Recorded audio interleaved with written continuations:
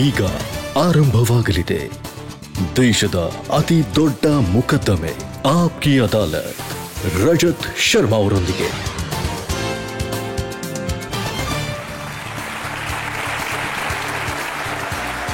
ನಮಸ್ಕಾರ. Thank you. Aapki ಅದಾಲತ್ಗೆ ನಿಮಗೆಲ್ಲ ಸ್ವಾಗತ. ಇವತ್ತಿನ ನಮ್ಮ ಅತಿಥಿ ಒಬ್ರು ಎಂತ ಸೂಪರ್ ಸ್ಟಾರ್ ಅಂತಂದ್ರೆ ಅವ್ರನ್ನ ನೀವು ಪ್ರತಿಯೊಂದು ಪಾತ್ರದಲ್ಲೂ ಇಷ್ಟಪಟ್ಟಿದ್ದೀರಾ, ಅವರಿಗೆ ಪ್ರೀತಿಯನ್ನ ಯಶಸ್ಸನ್ನ ಕೊಟ್ಟಿದ್ದೀರಾ. ಅವರು ಆಕ್ಷನ್ ರೋಲ್ನಲ್ಲಿರ್ಬೋದು, ರೊಮ್ಯಾಂಟಿಕ್ ರೋಲ್ನಲ್ಲಾಗಿರ್ಬೋದು, ಕಾಮಿಕ್ ರೋಲ್ನಲ್ಲಿ ಬಂದಿರ್ಬೋದು. ಅವರು ಬಂದಾಗೆಲ್ಲ ಅವರಿಗೆ ಸಾಕಷ್ಟು ಪ್ರೀತಿಯನ್ನ ನೀವು ಕೊಟ್ಟಿದ್ದೀರಾ. Please welcome super star Akshay Kumar.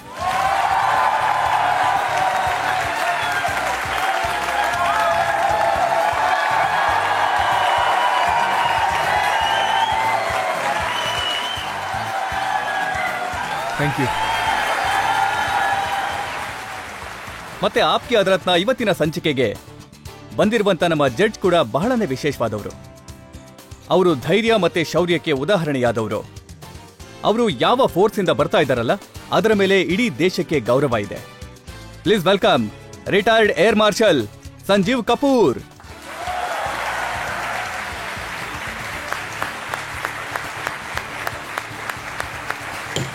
ಇವತ್ತಿನ ಮೊಕದ್ದಮೆನ ಶುರು ಮಾಡಿ. ಬನ್ನಿ ಹಾಗಿದ್ರೆ ಶುರು ಮಾಡೋಣ. ಆಪ್ಕಿ ಅದಾಲತ್ನಲ್ಲಿ ಇವತ್ತಿನ ಮೊಕದ್ದಮೆಯನ್ನ ಮೊದಲ ಆರೋಪ ಅಕ್ಷಯ್ ಕುಮಾರ್ ಅವರ ಮೇಲೆ. ಆಪ್ಕಿ ಅದಾಲತ್ನಲ್ಲಿ ಸೂಪರ್ ಸ್ಟಾರ್ ಅಕ್ಷಯ್ ಕುಮಾರ್ ಮೇಲಿರುವ ಆರೋಪವೇನೆಂದರೆ ಇವರು ನದಿಯ ವಿರುದ್ಧ ಈಜುತ್ತಾರೆ ಎಂಬುದು. Akshay, retired air marshal Sanjeev Kapoor ಅವರು ಇವತ್ತು ನಮ್ ಜೊತೆ ಇದ್ದಾರೆ. ಇವರನ್ನ ನೋಡಿ ನಿಮಗೂ ನೆನಪಾಗ್ತಿರ್ಬೋದು, ನೀವು ಕೂಡ ಫೈಟರ್ ಜೆಟ್ ಅನ್ನ ಹಾರಿಸಬೇಕು ಅಂತ ಆಸೆ ಪಟ್ಟಿದ್ರಿ. ನೀವು ಸೈನ್ಯಕ್ಕೆ ಸೇರೋದಕ್ಕೆ ಇಷ್ಟಪಟ್ಟಿದ್ರಿ. ಇವತ್ತು ಕೂಡ ಆರ್ಮ್ಡ್ ಫೋರ್ಸಸ್ ಬಗ್ಗೆ ನಿಮ್ಮ ಹೃದಯದಲ್ಲಿ ವಿಶೇಷ ಸ್ಥಾನ ಇದೆ. ಹೌದು. ಮತ್ತೆ ನೀವ್ಯಾಕೆ ದಾರಿ ತಪ್ಪಿದ್ರಿ? ನನ್ನ ಫಾದರ್ ಆರ್ಮಿನಲ್ಲಿದ್ರು ಅಂಡ್ ನಾನು ಪ್ರಯತ್ನ ಪಡ್ತಾ ಇದ್ದಿದ್ ಕೂಡ ಅವಾಗ ನಾನು ಆರ್ಮಿ ಸೇರ್ಬೇಕು ಅಂತ. ಆದ್ರೆ ನನ್ನ ಕೈನಲ್ಲಿ ಜಾಸ್ತಿ ವಿದ್ಯಾಭ್ಯಾಸ ಮಾಡಕ್ಕಾಗ್ಲಿಲ್ಲ. ನನಗೆ ಏರ್ ಫೋರ್ಸ್ ಮತ್ತೆ ನೇವಿಗೂ ಸೇರ್ಬೇಕನ್ನೋ ಆಸೆ ಇತ್ತು, ಆದ್ರೆ ಅಷ್ಟು ಓದಕ್ಕಾಗ್ಲಿಲ್ಲ. ನಾನು ಕೇಳ್ಪಟ್ಟೆ ನಿಮ್ಗೆ ಓದೋದ್ರಲ್ಲಿ ಆಸಕ್ತಿ ಇರ್ಲಿಲ್ವಂತೆ. ಇಲ್ಲ, ಖಂಡಿತ ಆಸಕ್ತಿ ಇರ್ಲಿಲ್ಲ. And my father was intelligent enough. ಅವರು ಎಷ್ಟು ಬುದ್ಧಿವಂತರು ಅಂದ್ರೆ ಅವ್ರು ಹೇಳಿದ್ರು, ನಿನ್ ಕೈಲಿ ಓದಕ್ ಆಗ್ಲೇ ಇಲ್ಲ ಅಂತಂದ್ರೆ ದಯವಿಟ್ಟು 12th ತನಕನಾದ್ರು ಪಾಸ್ ಮಾಡು. ಕೈ ಮುಗಿತೀನಿ, 12th ತನಕನಾದ್ರು ಪಾಸ್ ಮಾಡು. ಸೊ 12th ತನಕ ಓದು, ಅದಾದ್ಮೇಲೆ ನೀನೇನ್ ಹೇಳ್ತೀಯೋ ಅದನ್ನೇ ಮಾಡೋಣಂತೆ. And I use to see a lot of Bruce Lee films at that time. ಆಮೇಲೆ ಮಾರ್ಷಲ್ ಆರ್ಟ್ಸ್ ಮೇಲೆ ತುಂಬಾ ಆಸಕ್ತಿ ಬಂತು. ಆಮೇಲೆ ನಾನು ಬ್ಯಾಂಕಾಕಿಗೆ ಹೊಟ್ಟೋದೆ ಮಾರ್ಷಲ್ ಆರ್ಟ್ಸ್ ಕಲಿಯಕ್ಕೆ ಅಂತ. ಆದ್ರೆ ಬ್ಯಾಂಕಾಕಿಗೆ ಹೋದ್ಮೇಲೆ ನಾನ್ ಕೇಳ್ಪಟ್ಟೆ ನೀವು ವೇಟರ್ ಆಗಿದ್ರಂತೆ. ಹಾ, ನನಗ್ ಬೇರೆ ಯಾವುದೇ ಕೆಲಸ ಸಿಗ್ಲಿಲ್ಲ ಅಲ್ಲಿ ಮಾಡೋದಿಕ್ಕೆ. ಅದಕ್ಕೆ ನಾನ್ ನಿಮಗೆ ಹೇಳ್ದ ಹಾಗೆ ನಾನು ಅಷ್ಟೊಂದು ಓದಿರ್ಲಿಲ್ಲ ಅಲ್ವಾ, ಅದಕ್ಕೆ ನನಗಲ್ಲಿ ಬೇರೆ ಯಾವುದೇ ಕೆಲಸ ಸಿಗ್ಲಿಲ್ಲ. ಸೊ ನಾನಲ್ಲಿ ವೇಟರ್ ಆಗಿದ್ದೆ.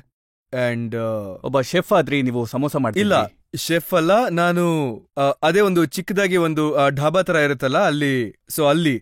ಸೊ ಅದು ಮೆಟ್ರೋ ಗೆಸ್ಟ್ ಹೌಸ್ ಅಂತ ಒಂದಿತ್ತು, ಅಲ್ಲಿ ನಾನು ಕೆಲಸ ಮಾಡ್ತಾ ಇದ್ದೆ. ಅಂಡ್ ಅಲ್ಲಿ ಬೆಳಗ್ಗೆಯಿಂದ ಸಂಜೆವರೆಗೂ ನಾನು ಅಲ್ಲಿ ಕೆಲಸ ಮಾಡ್ತಾ ಇದ್ದೆ. ಆಮೇಲೆ ರಾತ್ರಿ ಹೋಗಿ I use to practice Thai boxing on a street and ಕಲ್ತ್ಕೊಂಡು ಆಮೇಲೆ ಹೋಗಿ ಮಲ್ಕೊಂಡ್ಬಿಡ್ತಾ ಇದ್ದೆ. ಇದು ಒಂದು ಸುಮಾರು 3-4 ವರ್ಷ ಹೀಗೆ ನಡೀತಾ ಹೋಯ್ತು. ನೀವು ಮಾರ್ಷಲ್ ಆರ್ಟನ್ನ ಕಲ್ತು ಬಂದ ನಂತರ, ಅದಾದ ನಂತರ ನೀವು ಮಾಡೆಲ್ ಆಗೋದಕ್ಕೆ ಪ್ರಯತ್ನ ಮಾಡಿದ್ರಂತೆ. ನಾನು ಒಂದ್ ಮಗುಗೆ ಮಾರ್ಷಲ್ ಆರ್ಟ್ಸ್ ಕಲಿಸ್ತಾ ಇದ್ದೆ. ಅವ್ರ ತಂದೆ ನನಗೆ ಹೇಳಿದ್ರು, ಅವರೊಬ್ರು ಮಾಡೆಲ್ ಕೋಆರ್ಡಿನೇಟರ್ ಆಗಿದ್ರು, ನೀನ್ ಉದ್ದ ಇದೆಯಾ, ಫಿಟ್ ಆಗಿದ್ಯಾ, ನೀನ್ ಯಾಕೆ ಆಗ್ಬಾರ್ದು, ಮಾಡೆಲ್ ಯಾಕೆ ಆಗ್ಬಾರ್ದು ಅಂತ ಕೇಳಿದ್ರು. ಅಂಡ್ ಅವ್ರು ನನಗ್ ದಾರಿ ತೋರಿಸಿದ್ರು. ಅವ್ರು ಹೇಳಿದ್ರು, ಇದನ್ ಮಾಡು, ನೀನೊಂದ್ ಕೆಲ್ಸ ಮಾಡು, ನೀನು ಇಲ್ಲಿ ಇಂಥ ಜಾಗಕ್ ಬಾ, ಅದು ಕೊಲಾಬಾ ಸೈಡ್ ಇತ್ತು, ಅಲ್ಲಿಗೆ ಬಂದ್ಬಿಡು ಅಂದ್ರು. ನನಗ್ ಚೆನ್ನಾಗಿ ನೆನಪಿದೆ, ನಾನೊಂದು ನಾವೆಲ್ಟಿ ಫರ್ನಿಶಿಂಗ್ ಶೋರೂಮ್ನ ಮಾಡೆಲ್ ಆಗಿದ್ದೆ ನಾನು. ಮತ್ತೆ ಅದಕ್ಕೋಸ್ಕರ ನನಗೆ 21,000 ರೂಪಾಯಿ ಸಿಕ್ಕಿತ್ತು. ಸೊ ನಾನ್ ನೋಡ್ದೆ, ಅವಾಗ ನಾನ್ 2 ಗಂಟೆ AC ರೂಮಲ್ಲಿ ಕೂತಿದ್ದೆ. ಜೊತೆಗೆ ಒಬ್ಳು ಮಾಡೆಲ್ ಕೂಡ ಬರ್ತಾಳೆ. ಅವಳ ಹೆಸರು ಸೋನಿಯಾ ಅಂತ. ಅಂಡ್ ಶಿ ಕಮ್ಸ್ ಅಂಡ್ ಈ ಕಡೆ ನೋಡ್ಬೇಕು, ಆಮೇಲೆ ಆ ಕಡೆ ನೋಡ್ಬೇಕು, ಆಮೇಲೆ ಕುರ್ಚಿ ಮೇಲೆ ಕೈ ಇಟ್ಕೋಬೇಕು, ಆಮೇಲೆ ಅವಳನ್ನ ನೋಡ್ಬೇಕು, ಆಮೇಲೆ ಅವಳು ಬಂದು ಪಕ್ಕ ಕುತ್ಕೊಂಡ್ಲು. ಇದೆಲ್ಲ ಮಾಡೋದಕ್ಕೆ ನನಗೆ 21,000 ಕೊಡ್ತಿದ್ದಾರೆ.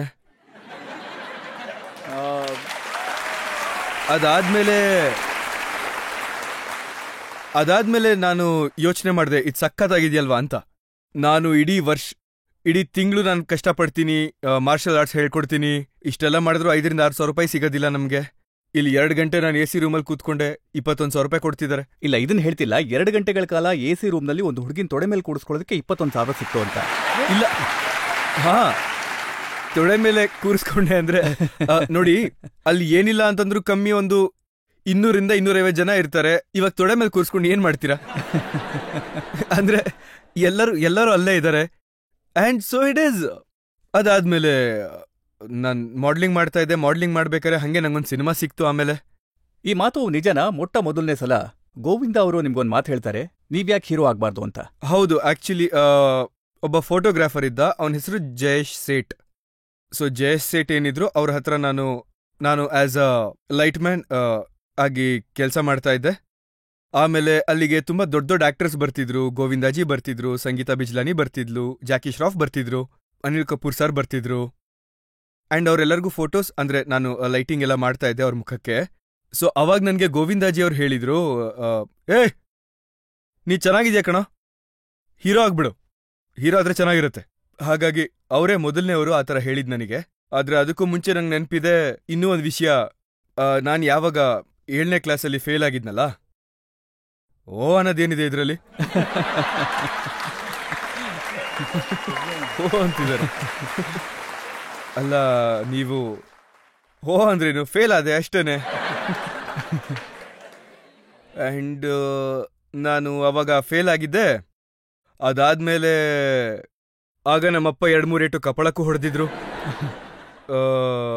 ಮತ್ತೆ ಅವ್ರು ಕೇಳಿದ್ರು, ಮಗನೇ ಜೀವನದಲ್ಲಿ ನೀನೇನಾಗ್ಬೇಕು ಅಂತಿದ್ಯಾ ಅಂತ. ಅವಾಗ ಸುಮ್ಮನೆ ನನ್ನ ಬಾಯಿಂದ ಬಂದ್ಬಿಡಿತ್ತು ಅಷ್ಟೇನೆ.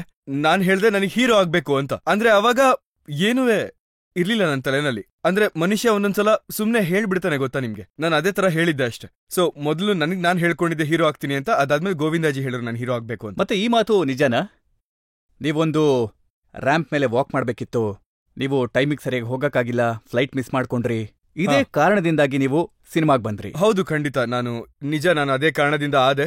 ಯಾಕಂದ್ರೆ ನಾನು ತುಂಬಾ ನಾನು ತಪ್ಪು ತಿಳ್ಕೊಂಡಿದ್ದೆ. ನಂದು ಬೆಳಿಗ್ಗೆ ಫ್ಲೈಟ್ ತಗೋಬೇಕಾಗಿತ್ತು, ನಾನು ಸಂಜೆ ಫ್ಲೈಟ್ ಅಂತ ಅನ್ಕೊಂಡಿದ್ದೆ. ಸೊ ನಾನ್ ಬೆಳಿಗ್ಗೆ ರೆಡಿ ಇರ್ಲಿಲ್ಲ. ಸೊ ಆ ವ್ಯಕ್ತಿ ನನಗೆ ಹೇಳಿದ್ರು, ಅವರು ನಂಗೆ ಫೋನ್ ಮಾಡಿ ಹೇಳಿದ್ರು that you are a very unprofessional person ಅಂತ, that you have not come. ನಾನು ಅವರಿಗೆ ಸಾರಿ ಕೇಳಿದೆ, ನಾನು ಸಂಜೆ ಫ್ಲೈಟ್ ಅಂತ ಅನ್ಕೊಂಡಿದ್ದೆ ಅಂತ ಅವ್ರಿಗೆ ಹೇಳಿದೆ. ನಾನು ಅದು ಹಾಗೆ ಹೊಟ್ಟೋಯ್ತು. ಅದು ನನಗೆ ಇನ್ನೂ ಚೆನ್ನಾಗಿ ನೆನಪಿದೆ. ನಾನು ಮೋಟರ್ ಸೈಕಲ್ ತಗೊಂಡು ಹೋಗಿದ್ದೆ ಏರ್ಪೋರ್ಟ್ಗೆ. ಆದ್ರೆ ಅಷ್ಟಲಾಗ್ಲೇ ಫ್ಲೈಟ್ ಹೊರಟ್ಬಿಟ್ಟಿತ್ತು. ಅವಾಗ ತುಂಬಾ ಬೇಜಾರು ಮಾಡ್ಕೊಂಡಿದ್ದೆ. ವಾಪಸ್ ಮನೆಗೆ ಬಂದಿದ್ದೆ. ಆಮೇಲೆ ಸ್ವಲ್ಪ ಅಳೋ ಥರ ಮುಖ ಬೇರೆ ಆಗಿತ್ತು ನಂದು. ನನಗೆ ಒಂದು 21 ವರ್ಷ ಇರ್ಬೋದು ಅವಾಗ ಅಷ್ಟೆ. ಆ್ಯಂಡ್ ಆಮೇಲೆ ಅಮ್ಮ ನನ್ನ ನೋಡಿದ್ರು ಒಂದ್ಸಲ. ಮಮ್ಮಿ ಹೇಳಿದ್ರು, ನೋಡು ಮಗನೇ, ತಲೆ ಕೆಡ್ಸ್ಕೊಬೇಡ, ರಬ್ ಜೋ ಕರ್ದ, ಅದನ್ನ ಪಂಜಾಬಿನಲ್ಲಿ ಹೇಳಿದ್ರು, ರಬ್ ಜೋ ಕರ್ದ ಚಂಗಾ ಕರ್ದ. ಅದಾದ್ಮೇಲೆ ಮತ್ತೆ ನಾನು ಎಕ್ಸಾಕ್ಟ್ಲಿ ಅವತ್ತಿನ ದಿನಾನೇ ನಂದು ಅವಾಗ ಏನ್ ಗೊತ್ತಾ ರಜಜ್ಜಿ, ನಮ್ದು ಇಷ್ಟಿಷ್ಟು ದೊಡ್ಡ ಫೋಟೋಗಳು ತಗೊಂಡು ಹೋಗ್ಬೇಕಾಗಿತ್ತು. ನಾವು ಪ್ರೊಡ್ಯೂಸರ್ ಹತ್ರ, ಡೈರೆಕ್ಟರ್ಗಳ ಹತ್ರ ತೋರ್ಸೋದಕ್ಕೆ ಇಷ್ಟಿಷ್ಟು ದೊಡ್ಡ ಫೋಟೋಸ್ ತಗೊಂಡು ಹೋಗ್ಬೇಕಾಗಿತ್ತು. ಅದನ್ನ ಪೋರ್ಟ್ಫೋಲಿಯೋ ಅಂತಾರೆ. ಹೌದು, ಪೋರ್ಟ್ಫೋಲಿಯೋ. ಆ ಪೋರ್ಟ್ಫೋಲಿಯೋನ ಹಿಡ್ಕೊಂಡು ಒಬ್ಬ ವ್ಯಕ್ತಿ ಬಸ್ನಲ್ಲಿ ಹೋಗ್ತಾ ಇದ್ದಾನೆ. ಅವಾಗ ನಾನು ಹೋದೆ, ಅಲ್ಲಿ ನಟರಾಜ್ ಸ್ಟುಡಿಯೋಗೆ ಹೋದೆ. ಅಲ್ಲಿ ತಿರುಗಾಡ್ತಾ ಇದ್ದೆ, ನೋಡ್ತಾ ಇದ್ದೆ, ಪ್ರೊಡ್ಯೂಸರ್ಗಳನ್ನ ಮೀಟ್ ಮಾಡ್ತಾ ಇದ್ದೆ. ಅವಾಗ ನನಗೊಬ್ರು ಮೇಕಪ್ ಮ್ಯಾನ್, ನರೇಂದ್ರ ಅಂತ ಅವ್ರ ಹೆಸರು, ನರೇಂದರ್ ದಾದಾ, ಅವ್ರು ನನ್ನನ್ನು ನೋಡಿದ್ರು. ಅವರು ಮಿಸ್ಟರ್ ಪ್ರಮೋದ್ ಚಕ್ರವರ್ತಿ ಅವರ ಮೇಕಪ್ ಮ್ಯಾನ್ ಆಗಿದ್ರು. ಅವ್ರು ನನ್ನ ನೋಡ್ಬಿಟ್ಟು ಕೇಳಿದ್ರು, ಏಯ್ ನಿನಗೆ ಹೀರೋ ಆಗ್ಬೇಕಾ? ಹಾ ಹೌದು ಆಗ್ಬೇಕು ಅಂದೆ. ಅವರು ಹೇಳಿದ್ರು, ಫೋಟೋ ಕೊಡು ಅಂದ್ರು. ನಾನು ಅವ್ರಿಗೆ ಫೋಟೋ ಕೊಟ್ಟೆ. ಅವರು ನಿಮಿಷ ಬರ್ತೀನಿ ಅಂತ ಹೋದ್ರು. ಅವರು ರೂಮ್ ಒಳಗಡೆ ಹೋದ್ರು, ದಾದಾನ ಮೀಟ್ ಮಾಡಿದ್ರು. ಸೊ ದಾದಂಗೆ ನಂದು ಫೋಟೋಸ್ ಇಷ್ಟ ಆಯ್ತು ಅಂತ ಕಾಣಿಸುತ್ತೆ, ಇಷ್ಟ ಆಗಿರ್ಬೋದು. ಅಂಡ್ ಅವಾಗ ಅವ್ರು ನನ್ನ ಒಳಗಡೆ ಕರೆದ್ರು. ಅಂಡ್ ಅದೇ ಕ್ಷಣ ದಾದಾ ನನಗೆ ಒಂದು 5,000 ರೂಪಾಯಿದು ಒಂದು ಚೆಕ್ ಕೊಟ್ರು. ನಾನು, ರಜಜ್ಜಿ ನಿಮ್ಗೊಂದು ಸತ್ಯ ಹೇಳ್ತೀನಿ ಕೇಳಿ, ಮನುಷ್ಯನೊಬ್ಬನ ಅದೃಷ್ಟ ಹೇಗ್ ಬದಲಾಗತ್ತೆ ಅನ್ನೋದಕ್ಕೆ ನನಗೆ ಆ ಚೆಕ್ ಎಕ್ಸಾಕ್ಟ್ಲಿ, ನಾನು ಫ್ಲೈಟ್ ಬೆಳಿಗ್ಗೆ 6 ಗಂಟೆಗೆ ಹಿಡಿಬೇಕಿತ್ತು, ನನಗೆ 6 ಗಂಟೆಗೆ ನನ್ನ ಕೈಯಲ್ಲಿ ಚೆಕ್ ಇತ್ತು. ನಾನು ಆ ಚೆಕ್ನ ಇಸ್ಕೊಂಡೆ. ಅವಾಗ ಎಕ್ಸಾಕ್ಟ್ಲಿ 6 o'clock ಆಗಿತ್ತು time. And I thought to myself, ಇದು ಆ ದೇವ್ರು ಬೇಕಂತಾನೆ ಮಾಡಿದ್ದು ಅಂತ. ಅವತ್ತು ನಾನು ಆ ಫ್ಲೈಟ್ ಹಿಡಿಬಾರ್ದಾಗಿತ್ತು. I had to be unprofessional. Then I got the film. And ನೋಡಿ, ಭಗವಂತನ ತೀರ್ಪು, ನೀವು ಯಾವಾಗ ಫೇಲ್ ಆಗ್ತಿರೋ ಆಗ ಅವನು ನಿಮ್ಮನ್ನ ಹೀರೋ ಮಾಡ್ಬಿಡ್ತಾನೆ. ಇಲ್ಲ, ಅದು ಇವಾಗ ಫ್ಲೈಟ್ ಹಿಡಿಯೋದ್ರಲ್ಲಿ ಫೇಲ್ ಆದ್ರಿ, ಹೀರೋ ಆಗ್ಬಿಟ್ರಿ. ನೋಡಿ, ನಾನು ನಿಮಗೆ ಹೇಳ್ತೀನಿ, ಇವಾಗ ಪ್ರತಿಯೊಬ್ಬ ಮನುಷ್ಯನಿಗೂ ಅವನದೇ ಅಂತ ಒಂದು ಹಣೆ ಬರಹ ಇರುತ್ತೆ. ನಾನು ಎಷ್ಟೋ ಸ್ಟುಡಿಯೋಗಳ ಮುಂದೆಯಿಂದ ಪಾಸ್ ಆಗ್ಬೇಕಾರೆ ನಾನಲ್ಲಿ ನೋಡ್ತೀನಿ, ಎಷ್ಟೋ ಜನ ಅಲ್ಲಿ ನಿಂತ್ಕೊಂಡಿರ್ತಾರೆ ಪಾಪ, to become an actor.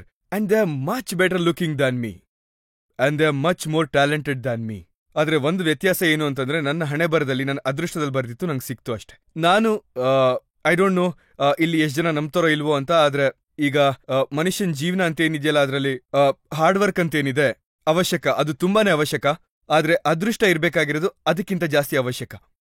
So ಇವಾಗ ಸರಿಯಾದ ಟೈಮಲ್ಲಿ ನೀವು ಸರಿಯಾದ ಜಾಗದಲ್ಲಿ ಮತ್ತೆ ಸರಿಯಾದ ಜನಗಳನ್ನ ನೀವು ಭೇಟಿ ಆದ್ರೆ ನಿಮ್ಮ ಅದೃಷ್ಟ ಆದಾಗ ಅದೇ ಬದಲಾಗ್ಬಿಡತ್ತೆ. ಸೊ ಇದು ನನ್ ಜೊತೆ ನಡೆದಿದ್ದು ಇದು, and I wouldn't deny that. I consider myself lucky and I think God has been very kind to me and that's it. ನೋಡಿ, ಅದೊಂದು ಕಾಲ ಇತ್ತು, ನೀವೊಂದು ಸಿನಿಮಾ ಮಾಡ್ತೀರಿ ಖಿಲಾಡಿ ಅಂತ, ಅದಾದ ನಂತರ ನಿಮಗೆ ಪಾಪ್ಯುಲಾರಿಟಿ ಸಿಗ್ತಾ ಹೋಗುತ್ತೆ. ಒಂದಾದ ನಂತರ ಒಂದು ಆಕ್ಷನ್ ಸಿನಿಮಾಗಳನ್ನ ಮಾಡ್ತೀರಿ. ಹೌದು, ತುಂಬಾನೇ ಮಾಡಿದೆ ನಾನು. 10 ವರ್ಷ ಬರೀ ಆಕ್ಷನ್ ಸಿನಿಮಾಗಳನ್ನೇ ಮಾಡಿದೆ. ಆಮೇಲೆ ನಾನು ಬೋರ್ ಆಗ್ಬಿಟ್ಟಿದ್ದೆ, ನನಗೆ ಬೋರ್ ಆಗೋಗಿತ್ತು. ಯಾಕಂದ್ರೆ ನಾನು ಯಾವಾಗ ಸೆಟ್ಟಿಗೆ ಹೋದ್ರು ಯಾರಾದ್ರೂ ಯಾವ್ದಾದ್ರು ಒಂದು ಫೈಟ್ ಮಾಡಿಸ್ತಾ ಇದ್ರು, ನಾನು ಕಿಕ್ ಮಾಡ್ತಾ ಇದೀನಿ, ಇದು ಮಾಡ್ತಾ ಇದೀನಿ, ಜಂಪ್ ಮಾಡ್ತಾ ಇದೀನಿ, ಸ್ಟಂಟ್ ಮಾಡ್ತಾ ಇದೀನಿ. ನನ್ನ ಅದೃಷ್ಟ ಏನಿದೆಯೋ, ನನಗೆ ಸಕ್ಸಸ್ ಅಂತ ಏನ್ ಸಿಕ್ಕಿದ್ಯೋ ಅದು ನಂಗೆ ಸಿಕ್ಕಿರೋದೇನೆ ಆಕ್ಷನ್ ಫಿಲ್ಮ್ಗಳಿಂದ. ನಾನು ಮೊದಲು ಬರೀ ಆಕ್ಷನ್ ರೋಲ್ಗಳನ್ನೇ ಮಾಡ್ತಾ ಇದ್ದಿದ್ದು. ನಾರ್ಮಲಿ ನಮ್ಮ ಇಂಡಸ್ಟ್ರಿನಲ್ಲಿ ಫಿಲ್ಮ್ ಸ್ಟಾರ್ ಇದಾರಲ್ಲ, ಸೂಪರ್ ಸ್ಟಾರ್ ಇದಾರಲ್ಲ, ತುಂಬಾ ತಡವಾಗಿ ಮಲ್ಕೊಳ್ತಾರೆ, ಹೇಳ್ತಾರೆ, ಆರಾಮಾಗಿ ಸೆಟ್ಟಿಗೆ ಬರ್ತಾರೆ, ಲೇಟಾಗಿ ಬರ್ತಾರೆ, ಪ್ರೊಡ್ಯೂಸರ್ಗಳಿಗೆ ಕಷ್ಟ ಕೊಡ್ತಾರೆ, ಸತಾಯಿಸ್ತಾರೆ.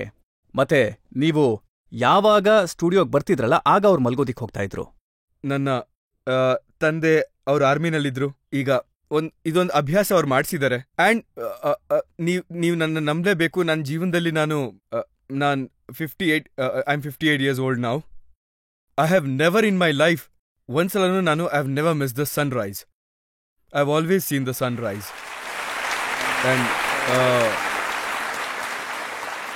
ಬೆಳಗ್ಗೆ ಏಳೋದ್ರಿಂದ ಒಬ್ಬ ಮನುಷ್ಯಂದು ಅದೃಷ್ಟ ಕೂಡ ಅದಾಗದೇ ಹೇಳೋದಕ್ಕೆ ಶುರು ಆಗತ್ತೆ.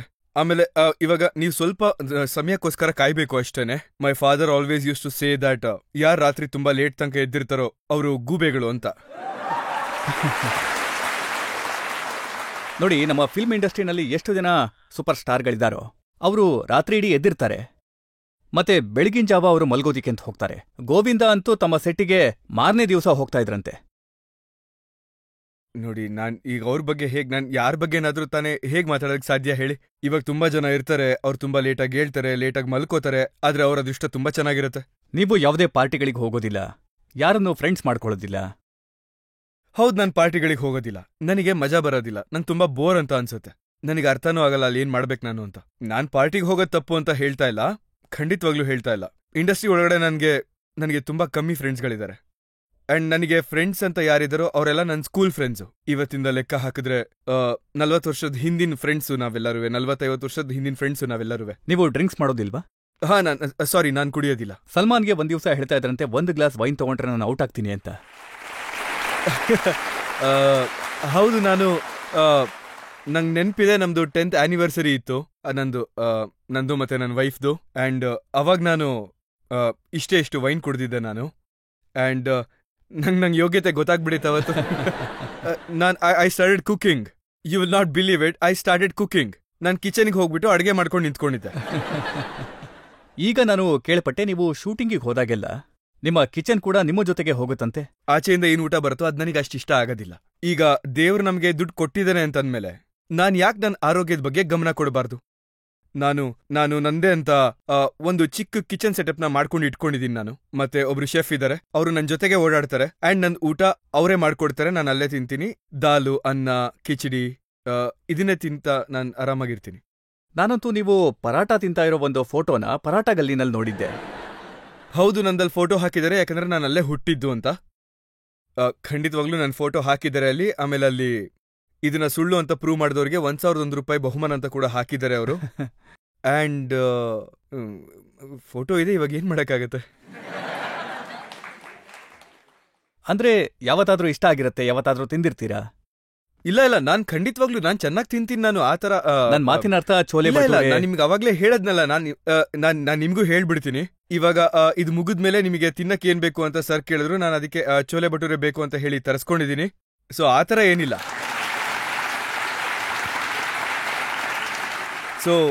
ಸೊ ನಾನ್ ಖಂಡಿತವಾಗ್ಲೂ ಎಲ್ಲ ನಾರ್ಮಲ್ ಆಗಿ ತಿಂತೀನಿ. ನಾನು ಈ ಕ್ಯಾಲರಿ ಎಲ್ಲ ಕೌಂಟ್ ಮಾಡ್ತಾರಲ್ಲ ಅವ್ರಲ್ಲಿ ನಾನು ಖಂಡಿತ ಒಬ್ಬ ಅಲ್ಲ. ಪ್ರೋಟೀನ್ ಇಂಟೇಕ್ ಕೌಂಟ್ ಮಾಡಲ್ಲ. ಅವ್ರು ಮಾಡ್ತಾ ಇರೋದು ಕೂಡ ಸರಿನೇ, ಅದೆಲ್ಲ ಮಾಡಬೇಕು. ಆದ್ರೆ ನಾನು ತುಂಬಾ ತಿಂತೀನಿ. ಅಂಡ್ ಐ ಈಟ್ ನಂದು ದೇಸಿ ಘೀನಲ್ಲೇ ಎಲ್ಲ ಅಡುಗೆಗಳು ಪ್ರಿಪೇರ್ ಆಗೋದ್ರಿಂದ ನನಗೆ ಪರಾಠ ಇಷ್ಟ ಆಗತ್ತೆ, ನನಗೆ ಛೋಲೆ ಇಷ್ಟ ಆಗತ್ತೆ, ಜಲೇಬಿ ಇಷ್ಟ ಆಗತ್ತೆ, ಹಾಲಲ್ಲಿ ಜಲೇಬಿ ಹತ್ಕೊಂಡು ತಿನ್ನಕ್ಕೆ ಇಷ್ಟ ಆಗತ್ತೆ. ನಾನು ಎಕ್ಸಾಕ್ಟ್ಲಿ ಡೆಲ್ಲಿ 6 ಇರೋ ಅಂಥವನು. ನನಗೆ ಊಟದ ಮೇಲೆ ತುಂಬಾನೇ ವಿಶ್ವಾಸ ಇದೆ, ನಾನು ತುಂಬಾ ಇಷ್ಟಪಡ್ತೀನಿ ಊಟ ಮಾಡೋದನ್ನ. ಆದ್ರೆ ಲಿಮಿಟಲ್ಲಿ ತಿಂತೀನಿ, ಮತ್ತೆ 6-6:30 ಒಳಗಡೆ ತಿಂದ್ಬಿಡ್ತೀನಿ, ಅದಾದ್ಮೇಲೆ ತಿನ್ನೋದಿಲ್ಲ. ಆ್ಯಂಡ್ ನಾನಿವತ್ತು ಎಷ್ಟು ಕ್ಯಾಲರಿ ತಿಂದೆ ಇದೆಲ್ಲ ನಾನು ಕುತ್ಕೊಂಡು ನೋಡಕ್ ಹೋಗೋದಿಲ್ಲ. ನಾನು ಎಷ್ಟೇ ತಿಂದ್ರೂ ಕೂಡ ಅದಾದ್ಮೇಲೆ ನಾನು ಎಕ್ಸಸೈಸ್ ಚೆನ್ನಾಗಿ ಮಾಡ್ತೀನಿ, ಕಾರ್ಡಿಯೋ ಚೆನ್ನಾಗಿ ಮಾಡ್ತೀನಿ, ಎಲ್ಲ ಮಾಡ್ತೀನಿ ನಾನು. ನೋಡಿ, ನಿಮ್ಮ ಫಿಟ್ನೆಸ್ ಇದೆಯಲ್ಲ, ಅದಂತೂ ಫಿನಾಮಿನಲ್. ಬಹುಶಃ ಫಿಲ್ಮ್ ಇಂಡಸ್ಟ್ರಿನಲ್ಲಿ ನಿಮ್ಮಷ್ಟು ಫಿಟ್ ಆಗಿರುವಂತ ಇನ್ನೊಬ್ರು ಆಕ್ಟರ್ ಇಲ್ಲ ಅನ್ಸುತ್ತೆ. ಅದರ ರಹಸ್ಯ ಏನು? ನಾನು ನನ್ನ ಜೀವನದಲ್ಲಿ ನನ್ನ ಲೈಫನ್ನ ನಾನು ತುಂಬಾ ಸಿಂಪಲ್ ರೀತಿನಲ್ಲಿ ಬದುಕಕ್ಕೆ ಇಷ್ಟಪಡ್ತೀನಿ. ನಾನು ಯಾರಿಗೂ ಕೂಡ ಯಾವುದೇ ರೀತಿಯ ಸಲಹೆ ಕೊಡಕ್ಕೆ ಇಷ್ಟಪಡೋದಿಲ್ಲ ನಾನು. ಆದ್ರೆ ನಾನು ಏನ್ ಹೇಳಕ್ ಇಷ್ಟಪಡ್ತೀನಿ ಅಂದ್ರೆ, ಲೈಫ್ ಇದೆಯಲ್ಲ, there's a lovely word called simplicity. Live your life simple. ಅದು ದುಡ್ಡಿರ್ಲಿ, ದುಡ್ಡು ಇಲ್ದೇ ಇರ್ಲಿ, ಏನೇ ಇರ್ಲಿ, ನೀವು ನಿಮ್ಮ ಜೀವನನ ಸಿಂಪ್ಲಿಸಿಟಿಯಿಂದ ಏನಾದ್ರೂ ನೀವು ಬದುಕಿದ್ರಿ ಅಂತ ಅಂದ್ರೆ that will com your self so much. ಮತ್ತೆ ನಿಮ್ಮ ಆರೋಗ್ಯ ಏನಿದೆ ಅದು ಯಾವಾಗ್ಲೂ ಚೆನ್ನಾಗೇ ಇರುತ್ತೆ. ಈ low blood pressure, high blood pressure, diabetes, stress, these are all, ಇದೆಲ್ಲ ಎಲ್ರಿಗೂ ಗೊತ್ತಿದೆ, ಇದು ನಿಮ್ಗೂ ಗೊತ್ತಿರೋಂಥದ್ದೇ. ಈ ಸ್ಟ್ರೆಸ್ ಅಂತ ಏನಿದೆಯಲ್ಲ, ಅದು ನಮ್ಮ ಭಾರತ ದೇಶಕ್ಕೆ ತುಂಬಾ ದೊಡ್ಡ ಹೊಡೆತ ಕೊಡ್ತಾ ಇರೋವಂಥದ್ದು. ಜಗತ್ತಲ್ಲಿ ನಾವು ನೋಡಕ್ ಹೋದ್ರೆ ಇವಾಗ ಡಯಾಬಿಟೀಸ್ ಅಲ್ಲಿ ನಾವು ನಂಬರ್ 1 ಪೊಸಿಷನ್ಗೆ ಬರ್ತಾ ಇದೀವಿ, ಹಾರ್ಟ್ ಪ್ರಾಬ್ಲಮ್ ಅಲ್ಲಿ ನಾವು ನಂಬರ್ 1 ಪೊಸಿಷನ್ಗೆ ಬರ್ತಾ ಇದೀವಿ. We all have to understand what we need is the basics of life. The basic of life is just be simple in your living. Stop taking stress. Think the best is think positive. ಗಮನ ಇಟ್ಟು ಯೋಚನೆ ಮಾಡಿ, ಯಾರ ಬಗ್ಗೆನೂ ಕೆಟ್ಟದಾಗಿ ಯೋಚನೆ ಮಾಡಬೇಡಿ. Don't try and take ಯಾರದೇ ಆಗ್ಲಿ ಅಂದ್ರೆ ಶಾಪ ತಗೋಬೇಡಿ. ಅಂಡ್ ಲೈಫ್ನ ನೀವು ಸಿಂಪಲ್ ರೀತಿನಲ್ಲಿ ಎಷ್ಟು ಚೆನ್ನಾಗಿ ಬಾಳ್ತಿರೋ. ಅಂಡ್ ಎಲ್ಲದಕ್ಕಿಂತ ಬೆಸ್ಟ್ ಒಂದು ವಿಷಯ ಇದೆ, ತುಂಬಾ ಸಿಂಪಲ್ ವಿಷಯ ಇದು, ಸೇವಾ ಭಾವನ ಯಾವಾಗ್ಲೂ ಇಟ್ಕೊಳ್ಳಿ. ನಿಮ್ಮ ಆರೋಗ್ಯದಲ್ಲಿ ಯಾವುದೇ ತೊಂದರೆಗಳು ಬರದೇ ಇಲ್ಲ, ಯಾವತ್ತೂ ಏನೂ ಆಗಲ್ಲ. ನೋಡಿ, ಫ್ರೈಡೇ ದಿವಸ ಸಿನಿಮಾ ರಿಲೀಸ್ ಆಗತ್ತೆ, ಕೋಟ್ಯಾಂತರ ರೂಪಾಯಿ ಇನ್ವೆಸ್ಟ್ ಆಗಿರತ್ತೆ, ನಿಮ್ಗೆ ಸ್ಟ್ರೆಸ್ ಆಗೋದಿಲ್ವಾ? ಇಲ್ಲ, ಆಗತ್ತೆ. ಆದ್ರೆ ಇವಾಗ ನಾನು ತಲೆ ಹಿಡ್ಕೊಂಡು ಕೂತ್ಕೊಂಡ್ಬಿಡ್ಬೇಕು ಆ ಥರದ್ದೇನು ಸ್ಟ್ರೆಸ್ ಅಲ್ಲ ಅದು. ಇವಾಗ ಗೋಡೆಗೆ ತಲೆ ಚೆಚ್ಕೊಳ್ಳೋಂಥದ್ದಲ್ಲ ಅದು. ಇವಾಗ ನಾನ್ ಯಾವ ಥರ ಅಂತಂದ್ರೆ, ಈಗ ಫ್ರೈಡೇ, ಸ್ಯಾಟರ್ಡೇ, ಸಂಡೇ ನನ್ ಸಿನಿಮಾ ಇವಾಗ ಓಡ್ಲಿಲ್ಲ ಅಂದ್ರೆ ಫ್ರೈಡೇ, ಸ್ಯಾಟರ್ಡೇ, ಸಂಡೇ ಸ್ವಲ್ಪ ಬೇಜಾರಲ್ಲಿರ್ತೀನಿ, ಮನೆಯಲ್ಲಿ ಸುಮ್ಮನೆ ಇರ್ತೀನಿ. ಆಮೇಲೆ ಯೋಚನೆ ಮಾಡ್ತೀನಿ ಏನ್ ತಪ್ಪಾಗಿರ್ಬೋದು ಅಂತ. ಆಮೇಲೆ ಅದಾದ್ಮೇಲೆ ನಾನು ಡಿಸಿಷನ್ ತಗೋತೀನಿ. ಇವಾಗ ಆಗೋಯ್ತು, 3 ದಿನ ಆಗೋಯ್ತು. You have been quiet and now it's Monday. I have to go back to another producer, start working for my next film. That's it. Because these things are Because I'll tell you, these things are not in your hand. ಯಶಸ್ಸು ಅಂತೇನ್ ಬರತ್ತೋ ಅದು ನಮ್ ಕೈನಲ್ಲಿ ಇಲ್ದೇ ಇರೋದು, ಇದು ದೇವ್ರ ಕೈಲಿರೋಂಥದ್ದು. ದೇವ್ರು ಏನ್ ಕೊಡ್ತಾನೋ ಅದನ್ನ ಕಣ್ಣಿಗೆ ಒತ್ಕೊಳ್ಳೋದು, ಏನ್ ಕೊಡೋದಿಲ್ವೋ ಅದನ್ನು ಕಣ್ಣಿಗೆ ಒತ್ಕೊಳ್ಳೋದು. ನಾವೀಗ ಜನತೆಯಿಂದ ಒಂದೆರಡು ಪ್ರಶ್ನೆಗಳನ್ನ ತಗೊಳ್ಳೋಣ. ನೀವು ತುಂಬಾ ಜನ ಹೀರೋಯಿನ್ಗಳ ಜೊತೆ ಕೆಲಸ ಮಾಡಿದ್ದೀರಾ, ನಿಮ್ ಫೇವ್ರೆಟ್ ಹೀರೋಯಿನ್ ಯಾರು ಸರ್?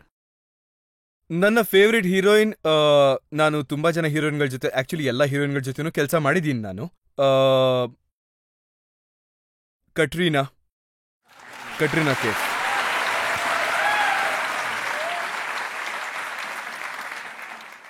ನಾನ್ ಕೇಳ್ಪಟ್ಟಿದ್ದೇನು ಅಂತಂದ್ರೆ, ಸಾಕಷ್ಟು ಜನ ಹೀರೋಯಿನ್ಗಳು ನಿಮ್ಮ ಜೊತೆ ಕೆಲಸ ಮಾಡೋದಕ್ಕೆ ಇಷ್ಟಪಡೋದಿಲ್ವಂತೆ. ಕಾರಣ ಏನು ಅಂತಂದ್ರೆ, ಬೆಳಿಗ್ಗೆ 5 ಗಂಟೆಗೆ ಎದ್ದೇಳ್ಬೇಕು. ರಜಜಿ, ನೀವು ತುಂಬಾ ತಪ್ಪಾಗಿ ಕೇಳಿದಿರಾ. ಇದು ಉಲ್ಟಾ ಇರೋಂಥದ್ದು. ನೀವ್ ಯಾವ್ದೇ ಹೀರೋಯಿನ್ ಆದ್ರೂ ಕೇಳಿ, they are so happy to work with me. ಅದ್ರಲ್ಲೂ ನಾನು ರೀಸೆಂಟ್ಲಿ ಇವಾಗ ಗುಡ್ ನ್ಯೂಸ್ ಮಾಡಿದಾಗಂತೂ ಕರೀನಾ ಅಂತೂ ಅವಳ ಗಂಡಂಗೂ ಹೇಳಿದ್ಲು, ಸೈಫ್ಗೆ, ಅಲ್ಲ ಎಷ್ಟು ಚೆನ್ನಾಗಿರುತ್ತೆ ಅಂದ್ರೆ, ಬೆಳಗ್ಗೆ 8 ಗಂಟೆಗೆ ಫಸ್ಟ್ ಶಾಟ್ ಆಗೋಗಿರುತ್ತೆ, 11:30, 12 ಅಷ್ಟೊತ್ತಿಗೆ ಪ್ಯಾಕಪ್ ಆಗೋಗುತ್ತೆ, ನಾನು ವಾಪಸ್ ಮನೆಗೆ ಬಂದು ನನ್ನ ಮಕ್ಕಳ ಜೊತೆ ಟೈಮ್ ಸ್ಪೆಂಡ್ ಮಾಡ್ಬೋದು ಅಂತ. ಸೊ ಇದಕ್ಕಿಂತ ಒಳ್ಳೇದು ಇನ್ನೇನಾಗತ್ತೆ ಹೇಳಿ? ಇವಾಗ ಮನುಷ್ಯನ್ಗೆ ಈಗ ಬೆಳಗ್ಗೆದ್ ಕೆಲಸ, ಇವಾಗ ಬೆಳಗ್ಗೆದು ಅಡ್ವಾಂಟೇಜ್ ಅಂದ್ರೆ ಏನು? ಬೆಳಗ್ಗಿಂದು ಅಡ್ವಾಂಟೇಜ್ ಏನಪ್ಪಾ ಅಂತಂದ್ರೆ, ನಿಮ್ಗೆ ಟ್ರಾಫಿಕ್ ಸಿಗೋದಿಲ್ಲ, ನೀವು ಬೇಗ ಶೂಟಿಂಗಿಗೆ ರೀಚ್ ಆಗ್ಬೋದು, ಕೆಲ್ಸಕ್ಕೆ ರೀಚ್ ಆಗ್ಬೋದು. ಆಮೇಲೆ ನಿಮ್ದು ಪ್ಯಾಕಪ್ ಯಾವಾಗ ಆಗುತ್ತೋ 1:30-2 ಗಂಟೆಗೆ, ಅವಾಗ ಬರುವಾಗ್ಲೂ ಕೂಡ ನಿಮ್ಗೆ ಅವಾಗ್ಲೂ ಟ್ರಾಫಿಕ್ ಸಿಗೋದಿಲ್ಲ. ಯಾಕಂದ್ರೆ ಟ್ರಾಫಿಕ್ ಇರಲ್ಲ ಅಷ್ಟೊತ್ತಲ್ಲಿ, ತುಂಬಾ ಕಮ್ಮಿ ಇರುತ್ತೆ ಟ್ರಾಫಿಕ್. ಯಾವಾಗಂತ ನಿಮ್ಗೆಲ್ಲ ಚೆನ್ನಾಗಿ ಗೊತ್ತು, 4-5 ಗಂಟೆಗೆ ಟ್ರಾಫಿಕ್ ಶುರು ಆಗುತ್ತೆ. ಆಮೇಲೆ ಅದಾದ್ಮೇಲೆ ನಿಮಗೆ ಇಡೀ ದಿನ ನಿಮ್ಗೆ ಫ್ರೀ ಸಿಗತ್ತೆ.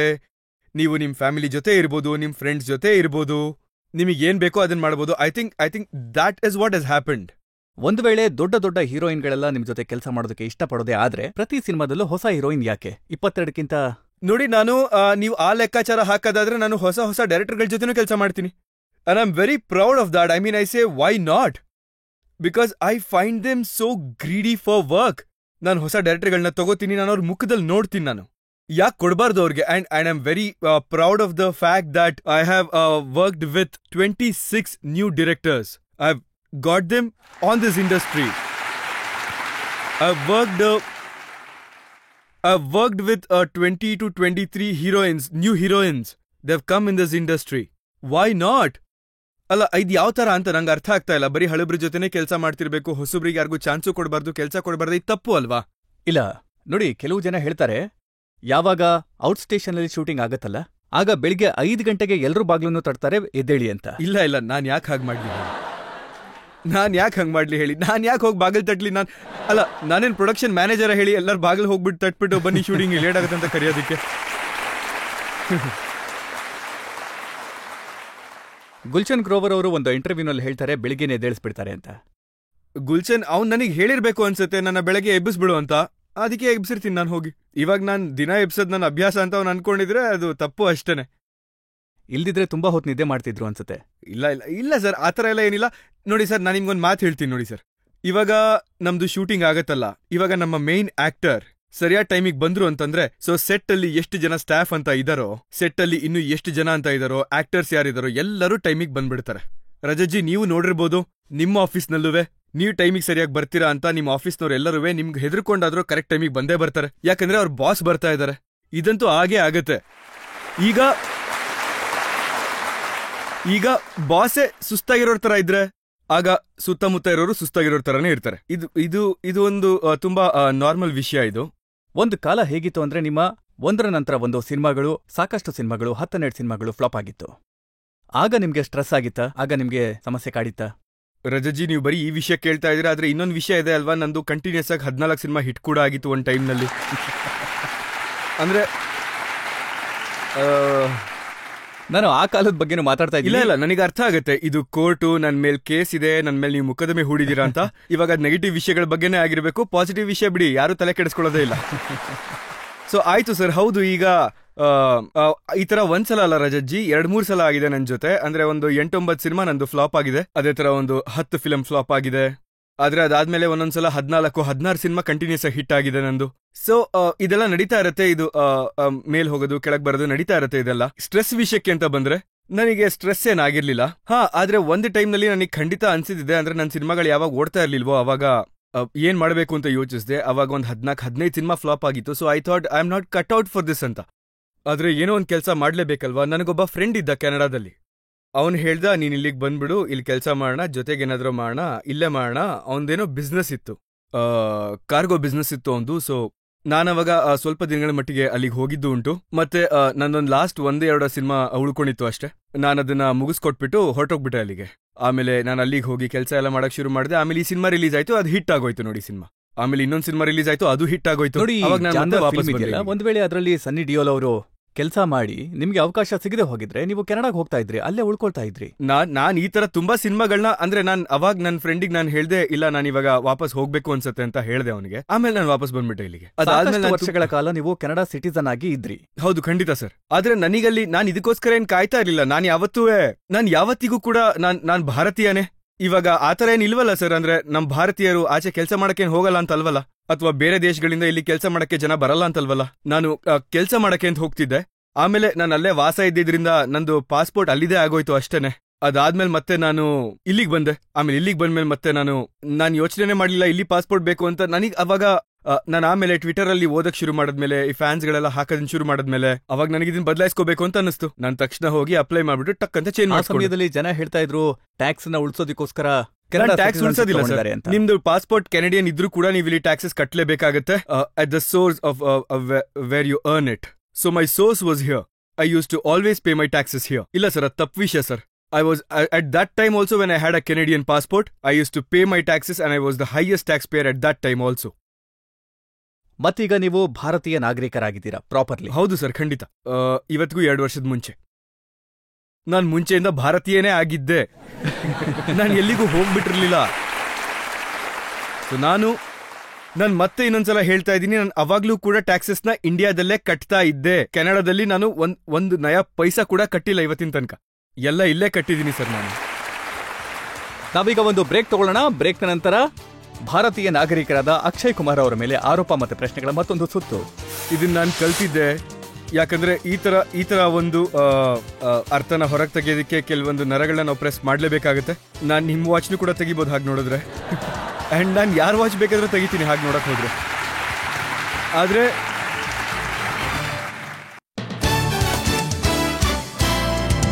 Welcome back. ಆಪ್ಕೆ ಅದಾಲತ್ನಲ್ಲಿ ಇವತ್ತಿನ ನಮ್ಮ ಅತಿಥಿ ಸೂಪರ್ ಸ್ಟಾರ್ ಅಕ್ಷಯ್ ಕುಮಾರ್. ಆಪ್ಕೆ ಅದಾಲತ್ನಲ್ಲಿ ಮುಂದಿನ ಆರೋಪ.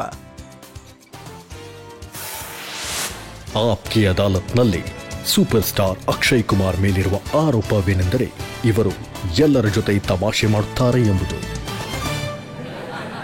ನೋಡಿ, ತಮಾಷೆ ಮಾಡುವಂತ ಒಂದು ದೊಡ್ಡ ಉದಾಹರಣೆ ಅಂತಂದ್ರೆ ನಿಮ್ಮ ಇತ್ತೀಚಿನ ಹೊಸ ಸಿನಿಮಾ ಜಾಲಿ LLB 3. ಈ ಸಿನಿಮಾದಲ್ಲಿ ನೀವು ಕಪ್ಪು ಕೋಟನ್ನ, ವಕೀಲರನ್ನ, ಅವರ ಅಟೈರನ್ನ ಮತ್ತೆ ಜಡ್ಜ್ ಸಾಹೇಬ್ರನ್ನು ಕೂಡ ಎಲ್ರನ್ನೂ ನೀವು ಆರಾಮಾಗಿ ತಮಾಷೆ ಮಾಡಿದ್ದೀರಾ. ಅದು ಹಾಗಲ್ಲ. ಜುಡಿಷಿಯರಿನ ನಾನು ತುಂಬಾ ರೆಸ್ಪೆಕ್ಟ್ ಮಾಡ್ತೀನಿ. ಆದ್ರೆ ಆ ಸಿನಿಮಾದಲ್ಲಿ ಏನಿದೆ ನಾವು ಆತರ ತೋರಿಸ್ತಾ ಇದೀವಿ. ಆಮೇಲೆ ನಾವು ನೋಡಿದೀವಿ ಕೂಡ ಕೆಲವೊಂದು ಲೋಯರ್ ಕೋರ್ಟ್ಗಳಲ್ಲಿ ಈ ತರ ಆಗತ್ತೆ, ಈ ತರ ನಡೆಯತ್ತೆ ಅಂತ. ಸೊ ನಾವು ಈ ತರ ತುಂಬಾ ಚಿಕ್ಕ ಚಿಕ್ಕ ವಿಷಯಗಳನ್ನ ತಗೊಂಡು ನಾವು ನೈಜ ಜೀವನಕ್ಕೆ ಅವರು ಸುಭಾಷ್ ಕಪೂರ್ ಯಾರಿದ್ದಾರೆ ನಮ್ಮ ರೈಟರ್ ಡೈರೆಕ್ಟರ್ ಅವರು ಇದನ್ನ ತಗೊಂಡು ಅವ್ರು ಇದನ್ನ ಮಾಡಿ. ಈಗ ಇದು ನಿಜ ಜೀವನದ್ದೇ. ಇದರಲ್ಲಿ ಹೇಳ್ತಾರೆ, ಕಬೀರ ಈ ಜಗತ್ತಿನ ಸಾಕಷ್ಟು ಸುಖದ ವಕೀಲ, ಒಂದ್ ವೇಳೆ ಗೆದ್ರೆ ಬಹಳ ದೊಡ್ಡ ಫೀಸ್, ಹೋದ್ರೆ ಅಪೀಲ್. ಇವ್ರನ್ನ ನೋಡಿ, ಇವ್ರಿಗೆ ಮೈಕ್ ಕೊಡಿ. ನೀವು ಬ್ರೇಕ್ ತಗೊಂಡಾಗ ಹೇಳ್ತಾ ಇದ್ರು ನನ್ನ ಹತ್ರ ಇವರು ಒಬ್ರು ವಕೀಲರಂತೆ. ಇವಾಗ ನೀವೇ ಹೇಳಿ ಇದನ್ನ. ಇವಾಗ ಈ ಲೈನ್ ಬಗ್ಗೆ ನಿಮ್ಮ ಅಭಿಪ್ರಾಯ ಏನು ಅಂತ. ಸರ್, ಅದೇ ನೀವ್ ಹೇಳಿದ್ರಲ್ಲ, ಗೆದ್ರೆ ದೊಡ್ಡ ಫೀಸ್, ಮತ್ತೆ ಸೋತ್ರೆ ಹೈಕೋರ್ಟ್ ಮತ್ತೆ ADG ಅಪೀಲ್. ನೋಡಿ ಸರ್, ಅದು ತುಂಬಾ ಸುಖದ ವಕೀಲರು ಸರ್. ಖಂಡಿತ ಕರೆಕ್ಟಾಗಿ ಹೇಳಿದ್ರಿ sir. Thank you sir. Thank you sir. ಕೆಲವು ವಕೀಲರಂತೂ ಈ ವಿಚಾರವನ್ನ ಕೋರ್ಟ್ಗೆ ತಗೊಂಡೋಗಿದ್ರು ಚಾಲೆಂಜ್ ಮಾಡೋದಕ್ಕೆ, ಈ ಸಿನಿಮಾನ ನಿಲ್ಸೋದಕ್ಕೆ. ಇಲ್ಲ, ನಾನು ಅವ್ರಿಗೆ ಕೈ ಮುಗಿದು ಏನ್ ಕೇಳ್ಕೊಳ್ಳೋದು ಅಂತಂದ್ರೆ, ದಯವಿಟ್ಟು ಹೀಗೆ ಮಾಡಬೇಡಿ, ಈ ತರ ಎಲ್ಲ ಮಾಡಬೇಡಿ. At the end of the day ಇದು ಒಂದು ಸಿನಿಮಾ ಮಾತ್ರ. It's just a film and ದರ್ಸ್ nothing serious about it. ಇದ್ರಲ್ಲಿ ಏನ್ ವಿಷಯ ಇದೆಯೋ ಅದು ರೈತರ ಬಗ್ಗೆ ಇರುವಂತ ವಿಷಯ. ಅದನ್ನ ನೋಡ್ಲಿ, ಅವ್ರು ಅದನ್ನ ನೋಡಿ ಇಡೀ ಸಿನಿಮಾನ ನೋಡ್ಲಿ. ಆಮೇಲೆ ನೀವು ಇವಾಗ ಪಾರ್ಟ್ 1 ಕೂಡ ಇದೇ ತರ ಆಗಿತ್ತು, ಆಮೇಲೆ ಅದು ರಿಟ್ರಾಕ್ಟ್ ಆಗಿತ್ತು. ಪಾರ್ಟ್ 2 ಇದೇ ತರ ಆಗಿತ್ತು, ಆಮೇಲೆ ಅದು ರಿಟ್ರಾಕ್ಟ್ ಆಯ್ತು. ಅಕ್ಷಯ್, ನೋಡಿ, ನಾನು ಈ ಸಿನಿಮಾ ನೋಡಿದ್ದೀನಿ. ಈ ಜಡ್ಜ್ ಸಾಹೇಬ್ರು ಹೇಳ್ತಾರೆ, ವಕೀಲ್ ಸಾಹೇಬ್ರೆ ಚಡ್ಡಿ ಬದಲಾಯಿಸೋದ್ರಿಂದ ಬೇದಿ ನಿಲ್ಸೋದಿಕ್ಕಾಗಲ್ಲ ಅಂತ. ಇವಾಗ ಜಡ್ಜಿನ ನಾನೇನ್ ತಡಿಯಕ್ ಆಗೋದಿಲ್ಲ ಅಲ್ವಾ? ಆಮೇಲೆ ನಾನೇನು ಅವ್ರ ಬೇದಿನೂ ತಡಿಯಕ್ ಆಗೋದಿಲ್ಲ ಅಲ್ವಾ? ಅದು ನನಗ್ ಗೊತ್ತಿಲ್ಲ ಸರ್. ಇವಾಗ ಅದು ಸೀನೇ ಆ ಥರ ಇದೆ ಸರ್. ಇವಾಗ ಸಿನಿಮಾ ನೋಡಿದ್ದೀರಾ ನೀವು? ಆ ಸೀನ್ ಇರೋದೇ ಆ ಥರ. And that is how he was talking. And ನಾವು ಸೌರಭ್ ಶುಕ್ಲಾ ಕ್ಯಾರೆಕ್ಟರ್ ಏನಿದೆ ಅದನ್ನ ಅದೇ ತರ ತೋರಿಸಿರೋದು. ಮತ್ತೆ ಅವ್ರು ಇದೇ ತರದ್ದು ನುಡಿಗಟ್ಟುಗಳನ್ನ ಹೇಳ್ತಿರ್ತಾರೆ. ನೀವು ಆ ನುಡಿಗಟ್ಟಿನ ಪ್ರಯೋಜನ ತಗೊಂಡು ಬೇದಿ ನೆಪ ಹೇಳಿ ಆ ಕ್ರಿಯೆನ ಸ್ವಲ್ಪ ಹೊತ್ತಿಗೆ ನಿಲ್ಲಿಸ್ಬಿಟ್ರಿ. ನೀವು ಒಂದ್ ಕೆಲಸ ಮಾಡಿ ರಜಜ್ಜಿ, ನೀವು ಇಡೀ ಸಿನಿಮಾ ಏನು ಅಂತ ಹೇಳ್ಬಿಡಿ ಎಲ್ಲರಿಗೂ ಹೇಳ್ಬಿಡಿ ಏನ್ ಸಿನಿಮಾ ಅಂತ.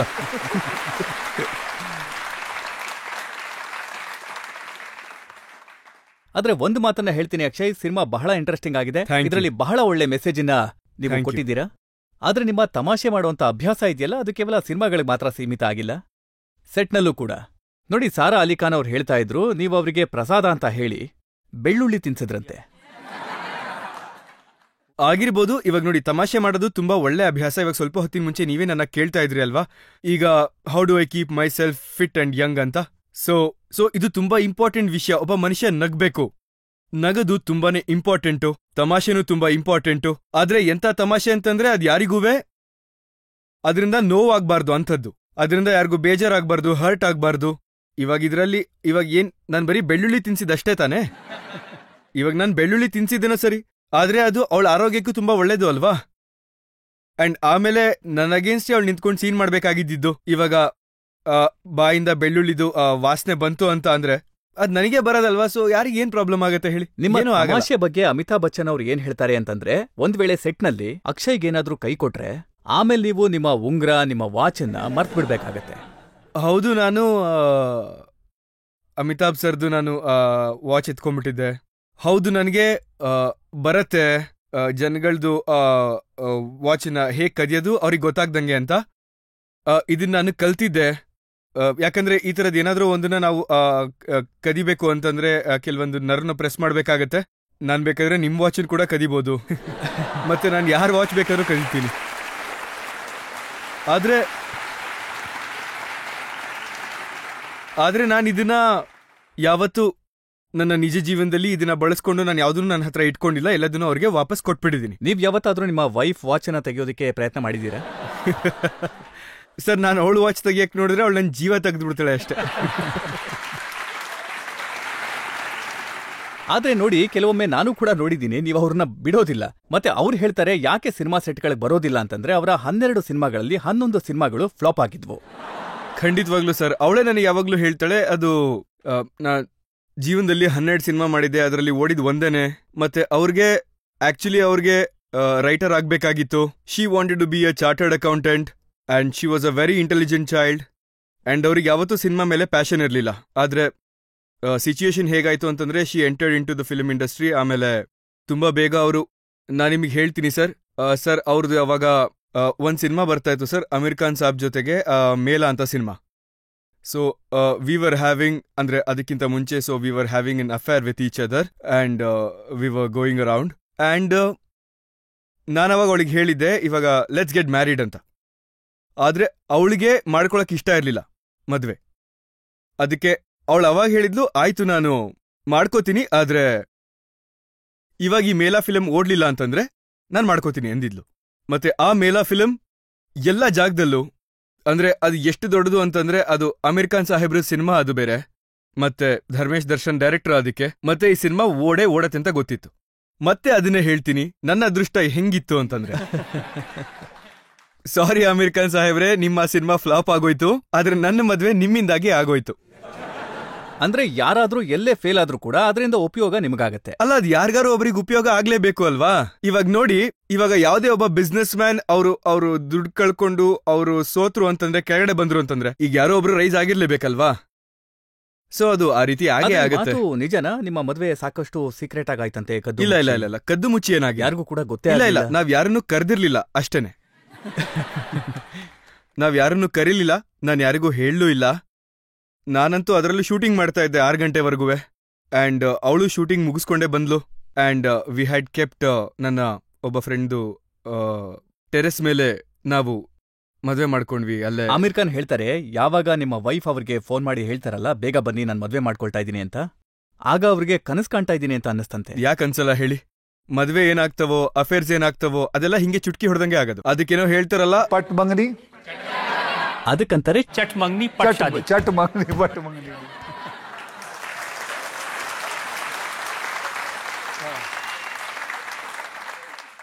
ಈ ಮಾತು ನಿಜನಾ? ನಿಮ್ಮ ವೈಫ್ ಜಾಸ್ತಿ ಮಾತಾಡ್ತಾ ಇದಾರೆ ಅಂತ ನಿಮ್ಗೆ ಅನ್ನಿಸ್ದಾಗ ನೀವೊಂದು ಕೋಡ್ ವರ್ಡ್ ಹೇಳ್ತೀರಾ, ಏನಂತ ಹೇಳ್ತೀರಾ ಆ ಸಮಯದಲ್ಲಿ? ನೀವು ಏನ್ ಹೇಳ್ತೀರಾ? ಕನ್ನಡಕ ಹಾಕೋ ಅಂತೀನಿ.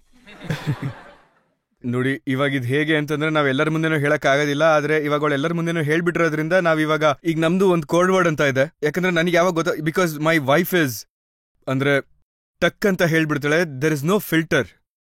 ಒಂದ್ಸಲ ನಾನು ನಮ್ದು ಹೊಸದಾಗಿ ಮದುವೆ ಆಗಿತ್ತು, ಅವಾಗ ನಾನು ಮೊದಲನೇ ಸಲ ಅವಳನ್ನ ನಂದು ಫಿಲಮ್ದು ಒಂದು ಟ್ರಯಲ್ ಶೋಗೆ ಅಂತ ಕರ್ಕೊಂಡು ಹೋಗಿದ್ದೆ.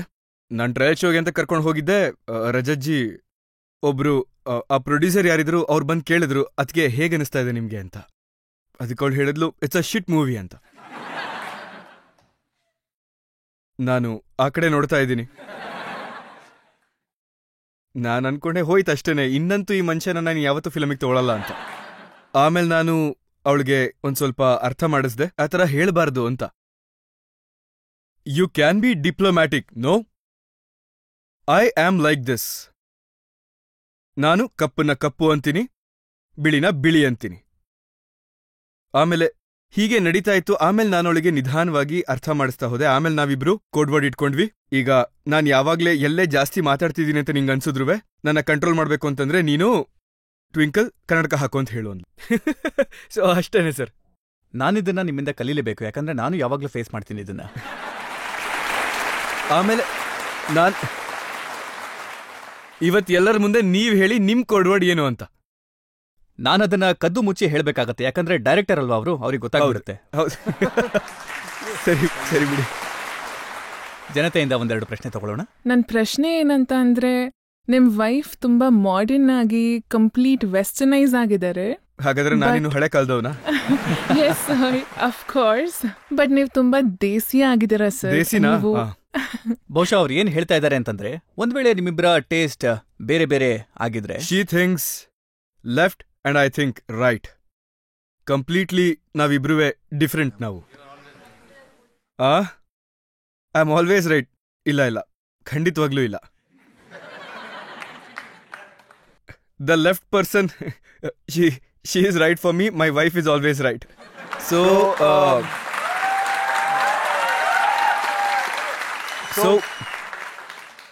ಆದ್ರೆ ನಮ್ಮಿಬ್ರಲ್ಲಿ ಒಂದು ವಿಷಯ ಕಾಮನ್ ಇದೆ.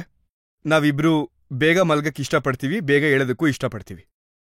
So that has made our life very simple. She also likes watching films, I also like watching films. She also doesn't like parties, she doesn't like to go out, even I also don't like. So ನಿಧಾನವಾಗಿ ಕೆಲವೊಂದು ವಿಷಯಗಳಿದೆ, ಅದು ಹಂಗೆ match ಆಗೋಯ್ತು. ಅಂದ್ರೆ ಇವಾಗ ಹೇಗೆ ಹೇಳಬೇಕು ಅಂತಂದ್ರೆ 20% ಮ್ಯಾಚ್ ಆಯ್ತು, 80% ಮ್ಯಾಚ್ ಆಗ್ಲಿಲ್ಲ. ಆದ್ರೆ ಆ 20% ಎಷ್ಟು ಸ್ಟ್ರಾಂಗ್ ಆಗಿದೆ ಅಂದ್ರೆ ಅದು ಇನ್ನು 80% ಹಿಡಿದಿಟ್ಕೊಂಡಿದೆ. ಈ ಮಾತು ನಿಜನಾ? ನೀವು ಯಾವಾಗ ಸಿನಿಮಾ ನೋಡೋ ಕೂತ್ರು ಹಾರರ್ ಸಿನಿಮಾಗಳನ್ನ ನೋಡ್ತೀರಾ? ಹೌದು ಸರ್, ಖಂಡಿತ. ನಮ್ಮಿಬ್ರಿಗೂ ಫಿಲಮ್ ನೋಡೋಕೆ ಅಂತ ಕೂತಾಗ ಹಾರರ್ ಸಿನಿಮಾಗಳು ತುಂಬಾ ಇಷ್ಟ ಆಗುತ್ತೆ. And she likes to watch the horror films only with me because ಅವಳಿಗೆ ಸ್ವಲ್ಪ ಭಯ ಆಗುತ್ತೆ ನೋಡ್ಬೇಕಾದ್ರೆ, ಆದ್ರೆ ಅವಳು ಎಂಜಾಯ್ ಕೂಡ ಮಾಡ್ತಾಳೆ. But she cannot watch it alone, she always watches with me. ನಾವು ಇನ್ನೊಂದು ಪ್ರಶ್ನೆ ತಗೊಳ್ಳೋಣ. ನಾನೊಂದು ವಿಡಿಯೋ ನೋಡಿದ್ದೆ, ಅದು ಸೋಷಿಯಲ್ ಮೀಡಿಯಾದಲ್ಲಿ ಬಹಳ ವೈರಲ್ ಆಗಿತ್ತು. ನೀವು ಸುತ್ತಾಡಕ್ ಹೋಗಿದ್ರಿ ಹೊರಗಡೆ, ಮತ್ತೆ ನಿಮ್ ಫ್ಯಾನ್ ಒಬ್ರು ವಿಡಿಯೋ ಮಾಡ್ತಾ ಇದ್ರು. ಆಗ ನೀವ್ ಅವ್ರ ಮೇಲೆ ಸಿಟ್ಟಾದ್ರಿ. ಇದ್ರ ಬಗ್ಗೆ ನೀವೇನ್ ಹೇಳ್ತೀರಾ? ಇಲ್ಲ, ಸಿಟ್ ಮಾಡ್ಕೊಂಡಿರ್ಲಿಲ್ಲ. ನಾನು ಆತರ ಸಿಟ್ಟೆಲ್ಲ ಮಾಡ್ಕೊಳಲ್ಲ. I was just asking him, requesting him, ನೋಡಿ ನಾನು ಬರೀ ಶಾರ್ಟ್ಸ್ ಹಾಕೊಂಡಿದ್ದೀನಿ, ತಗೋಬೇಡಿ ಅಂತ ಹೇಳಿದೆ. ಆದ್ರೆ ಅವ್ರು ಕೇಳಲಿಲ್ಲ, ನಾನು ಹಂಗೆ ಹೊಟ್ಟೋದೆ ಅಷ್ಟೇ. ಆಮೇಲೆ ಏನು ಮಾಡಕ್ಕಾಗಲ್ಲ ಅದಕ್ಕೆ. But yeah, sometimes it happens when you are abroad or when you are roaming around here. ಇದೆಲ್ಲ ಆಗೇ ಆಗತ್ತೆ. ಯಾಕಂದ್ರೆ you are a public property, I am a public property, and if anybody wants to click me, I can only request that ದಯವಿಟ್ಟು click ಮಾಡಬೇಡಿ ಅಂತ. It will be great. But if somebody doesn't want to listen, then I don't say anything. ಮಾಡಪ್ಪ, ನಿನ್ನ ಇಷ್ಟ, ನಿನ್ phone, ನೀನ್ ಮಾಡ್ಕೊಂತ ಬಿಡ್ತೀನಿ. ಮತ್ತೆ ನಿಮ್ಮೇಲೆ ಸಾಕಷ್ಟು ಮೀಮ್ಸ್ಗಳಾಗತ್ತೆ. ಮೀಮ್ಸ್ ಅಲ್ಲಿ ನಾನು ಫೇಮಸ್ಸು. ಹೌದು. ಒಂದು ತುಂಬಾ ಇಂಟ್ರೆಸ್ಟಿಂಗ್ ಆಗಿದೆ, ಅದನ್ನ ನಮ್ಮ ವೀಕ್ಷಕರಿಗೆ ತೋರಿಸೋಣ.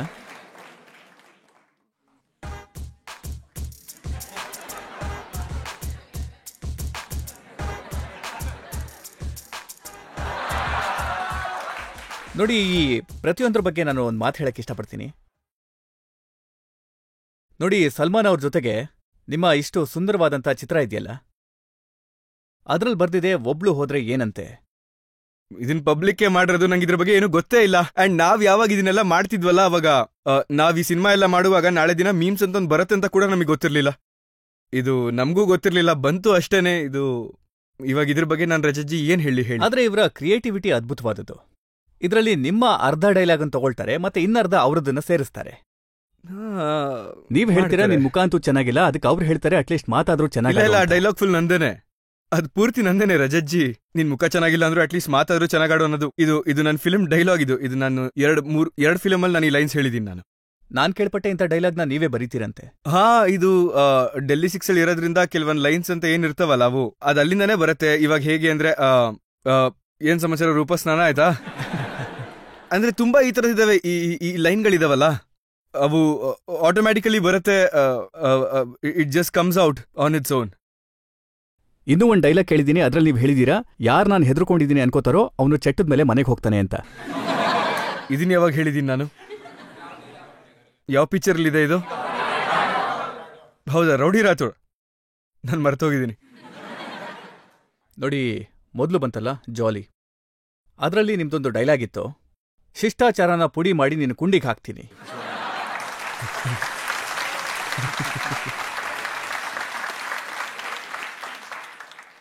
ಇವಾಗ ಈ ತರ ಎಲ್ಲ ಮಾತಾಡಲ್ಲ ಜನ ಅಂತೇನು ಇಲ್ವಲ್ಲ, ಮಾತಾಡ್ತಾರೆ ಜನ. ಈ ತರ ಮಗನೇ ಹೊಡೆದೆ ಅಂತಂದ್ರೆ ಕೆಳಗಡೆಯಿಂದ ಅಂತೆಲ್ಲ ಹೇಳ್ತಾರೆ. So again, as I told you, it is the character that is talking.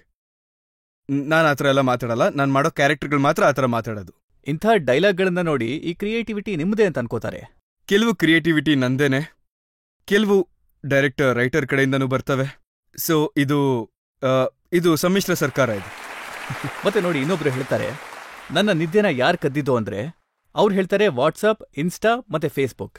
ಹೌದು. ಅಂದ್ರೆ ನಿಜಕ್ಕೂ ಇವುಗಳಿಂದ ನಿದ್ದೆ ಹಾಳಾಗತ್ತಾ? ಹಾ, ಇಲ್ಲ, ನಾನು ಸೋಷಿಯಲ್ ಮೀಡಿಯಾನ ಸ್ವಲ್ಪ ನೋಡ್ತೀನಿ, ಆದ್ರೆ ನಿದ್ದೆ ಹೋಗೋ ಇಷ್ಟೆಲ್ಲ ನಾನು ಐ ಥಿಂಕ್ ನಂದು ಫೋನ್ ನೋಡೋದು ಒಂದು ಟೈಮ್ ಅಂತಂದ್ರೆ ಎಲ್ಲದನ್ನು ಸೇರಿಸ್ಕೊಂಡು ಒಂದು 15-20 ನಿಮಿಷ ಅಷ್ಟೇ. ಸೊ ಬಟ್ ನಾನು ಖಂಡಿತವಾಗ್ಲೂ ಹೇಳ್ತೀನಿ ಏನಂದ್ರೆ ಈ ಮೀಮ್ನ ಯಾರು ಮಾಡಿದಾರೋ ಅವ್ರಿಗೆ ನಾನು ತುಂಬಾ ಜನಗಳನ್ನ ನೋಡಿದ್ದೀನಿ. ಅವರು 4-5-6 ಗಂಟೆ ಹಂಗೆ ಸ್ಕ್ರಾಲ್ ಮಾಡ್ಕೊಂಡೆ ಕೂತ್ಕೊಂಡಿರ್ತಾರೆ ಫೋನಲ್ಲಿ. And I have seen, let me just tell you, you are a lot of youngsters here. Again, I'm not giving you gyan or anything, but it does affect your this bone, because you're always looking down. And if you see, there are a lot of people who are getting hump here, and which will actually, which is not good. So ನಾನು ನಿಮ್ಮೆಲ್ಲರ ಹತ್ರ ಏನ್ request ಮಾಡ್ಕೋಬಹುದು ಅಂತಂದ್ರೆ, ಅಷ್ಟೊಂದು time ನೀವು social ಮೀಡಿಯಾದಲ್ಲಿ ದಯವಿಟ್ಟು ಸ್ಪೆಂಡ್ ಮಾಡಕ್ ಹೋಗ್ಬೇಡಿ ಅಂತ. ನೋಡಿ ಖಂಡಿತವಾಗ್ಲೂ ಏನ್ ಇಷ್ಟ ಆಗುತ್ತೋ ಅದನ್ನ ನೋಡಿ ನೀವು, but keep a timer with yourself. ನಾನ್ ನನ್ನ ಮಕ್ಳಿಗೂ ಕೂಡ ಇದೇ ತರ ಮಾಡಿಟ್ಟಿದ್ದೀನಿ. My daughter is there, she has a timer that she cannot see it more than this much, because honestly ನಾವಿದನ್ನ ನಾನ್ ತುಂಬಾ ಜನ ನೋಡಿದೀನಿ ಸರ್. ಅವರೆಲ್ಲ ತುಂಬಾ ಬರೀ ಇಂಡೋರ್ ಅಲ್ಲೇ ಕೂತ್ಕೊಂಡಿರ್ತಾರೆ, ಬರೀ ಇವನ್ನೇ ನೋಡ್ಕೊಂಡು ಕೂತ್ಕೊಂಡಿರ್ತಾರೆ, ಔಟ್ಡೋರ್ ಆಟಾಡಕ್ಕೆ ಅಂತಾನು ಹೋಗೋದಿಲ್ಲ. ಇತ್ತೀಚೆಗೆ ಔಟ್ಡೋರ್ ಗೇಮ್ಸ್ ಅಂತೂ ತುಂಬಾ ಕಮ್ಮಿ ಆಗೋಗಿದೆ. ನಾವೀಗ ಇನ್ನೊಂದು ಬ್ರೇಕ್ ತಗೊಳ್ಳೋಣ. ಬ್ರೇಕ್ ನಂತರ ಆಪ್ಕೆ ಅದಾಲತ್ನಲ್ಲಿ ಅಕ್ಷಯ್ ಕುಮಾರ್ ಅವರ ಮೇಲೆ ಆರೋಪ ಮತ್ತೆ ಪ್ರಶ್ನೆಗಳ ಮತ್ತೊಂದು ಸುತ್ತು. ಇವಾಗ ಬೀಳಿಸ್ದೆ ಅಂತಂದ್ರೆ ಆಮೇಲೆ ನನ್ನ ತಪ್ಪಲ್ಲ, ಹೇಳ್ತಿದ್ದೀನಿ. ನೀವು ಬೀಳ್ಸಲ್ಲ ಸರ್. ಸರಿ, ಬನ್ನಿ, ರೆಡಿ ಇರಿ.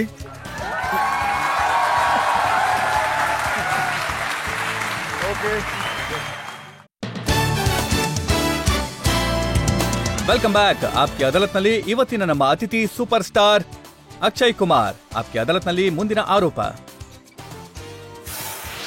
ಆಪ್ಕಿ ಅದಾಲತ್ನಲ್ಲಿ ಸೂಪರ್ ಸ್ಟಾರ್ ಅಕ್ಷಯ್ ಕುಮಾರ್ ಮೇಲಿರುವ ಆರೋಪವೇನೆಂದರೆ ಇವರು ಅವಶ್ಯಕತೆಗಿಂತ ಹೆಚ್ಚು ರಿಸ್ಕ್ ತೆಗೆದುಕೊಳ್ಳುತ್ತಾರೆ ಎಂಬುದು.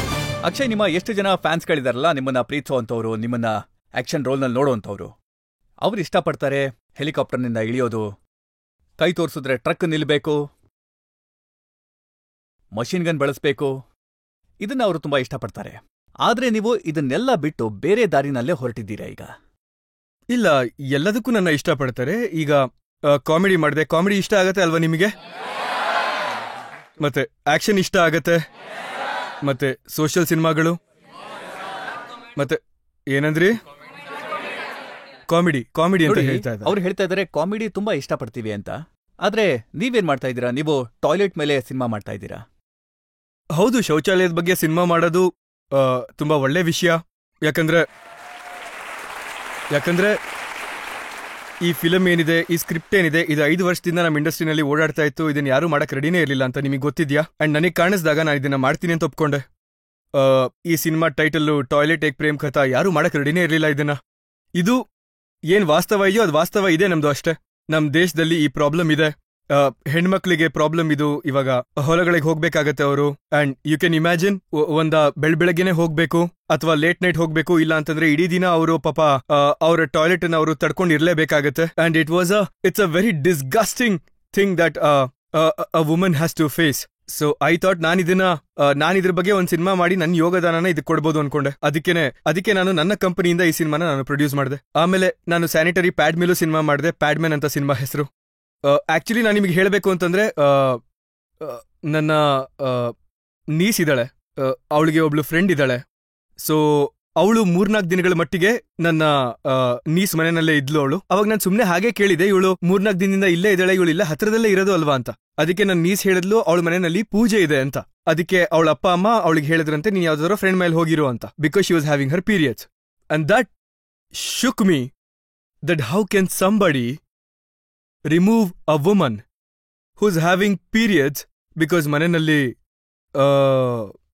ಪೂಜೆ ನಡೀತಾ ಇದೆ ಅಂತ.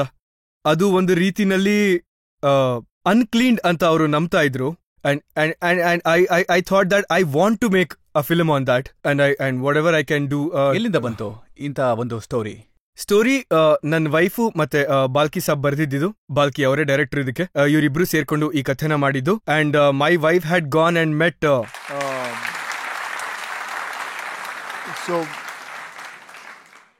ಯಾರ ಮೇಲೆ ಈ ಸ್ಟೋರಿ ಆಧಾರಿತವಾಗಿತ್ತೋ ಅವ್ರನ್ನ ಹೋಗಿ ಮೀಟ್ ಮಾಡ್ಕೊಂಬಂದ್ಲು. She had chased him and ಸುಮಾರು ಒಂದು 4 ತಿಂಗಳೇನೋ ಬೇಕಾಯ್ತು ನಮ್ಗೆ ಅವನ್ನ ಚೇಸ್ ಮಾಡೋದಕ್ಕೆ and to convince him to give his rights.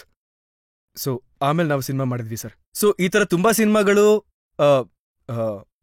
ಆಮೇಲೆ ನಾನು ಏರ್ಲಿಫ್ಟ್ ಕೂಡ ಮಾಡಿದ್ದೆ. ಅದೊಂದು ನೈಜ ಘಟನೆ ಮೇಲೆ ಆಧಾರಿತವಾಗಿದ್ದು.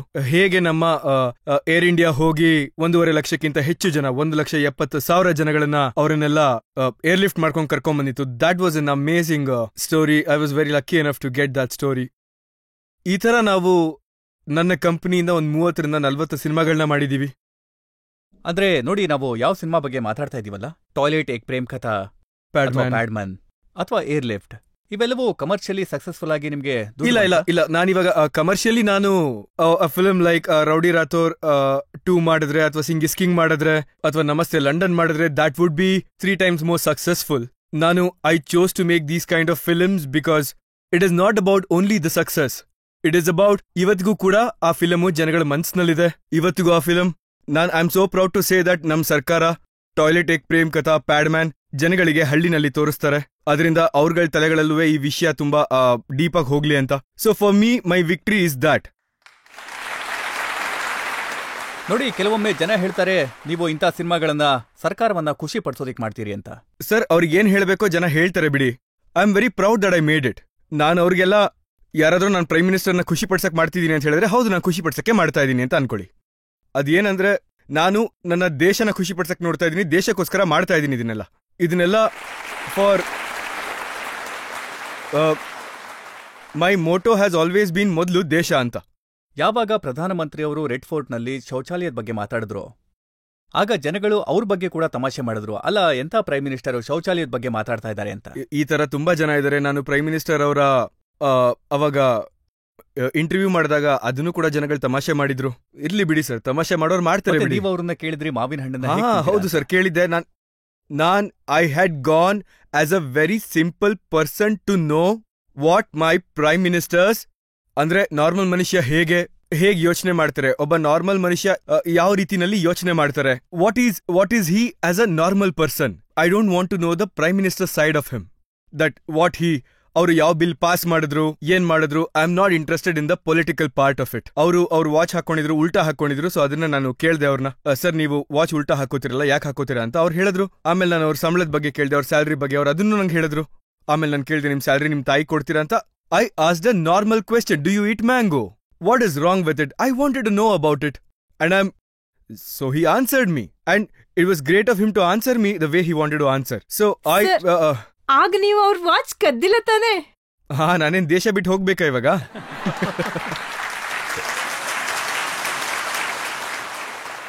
Akshay sir, I must say ನಿಮ್ಮ ಪ್ಯಾಡ್ಮನ್ ಮೂವಿ ತುಂಬಾ ಇನ್ಸ್ಪೈರ್ ಮಾಡಿದೆ. ನಾನು ಒಬ್ಳು ಟೀಚರ್ ಆಗಿ ಇಲ್ಕೋತೀನಿ.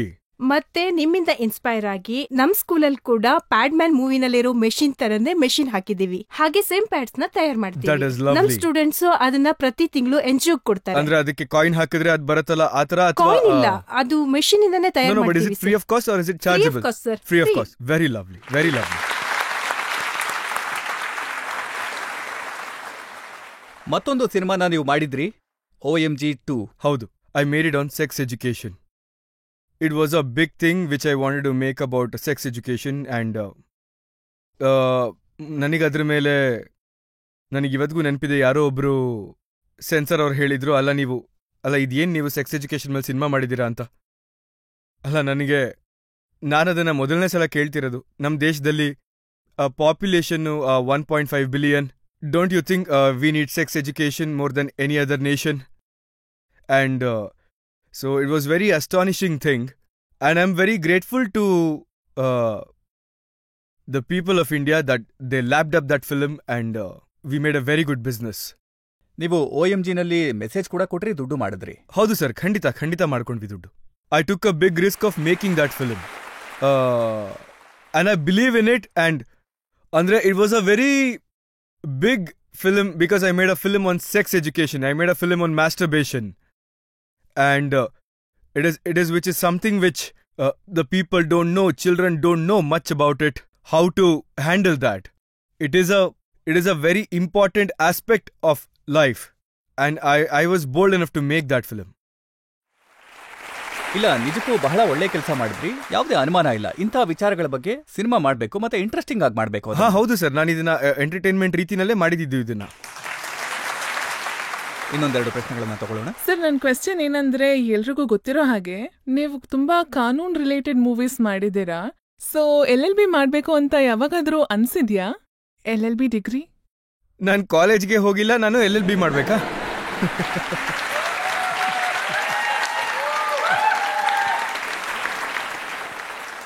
ಹಾಗಲ್ಲ ಸರ್, ನೀವು ತುಂಬಾ LLB ರಿಲೇಟೆಡ್ ಮೂವೀಸ್ ಮಾಡಿರೋದ್ರಿಂದ ನಿಮ್ಗೆ ಯಾವತ್ತೂ ಅನ್ಸಲ್ವಾ LLB ಮಾಡ್ಬೇಕಂತ? ಇಲ್ಲ ಮ್ಯಾಮ್, ನನ್ನ ತಲೆಗಿದ್ ಖಂಡಿತ ಬರ್ಲಿಲ್ಲ. ಇವಾಗ ನೀವು ಹೇಳಿದ್ಮೇಲೂ ಖಂಡಿತವಾಗ್ಲೂ ಇದು ಬರೋದಿಲ್ಲ.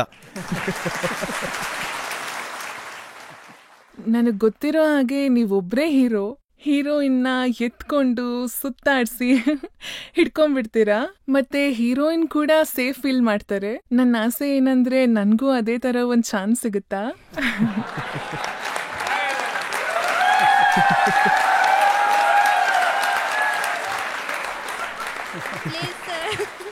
ಸೊ ನೀವ್ ಹೇಳೋದೇನಂದ್ರೆ ನಾನು ನಿಮ್ಮನ್ನ ಎತ್ಕೊಂಡು ಈ ತರ ಗಾಳಿಲಿ ತೇಲಿಸ್ಬೇಕು. ಬನ್ನಿ.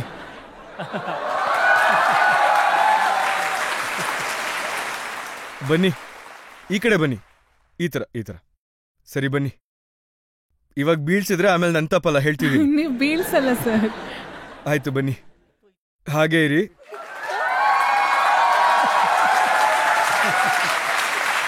Okay okay, thank you.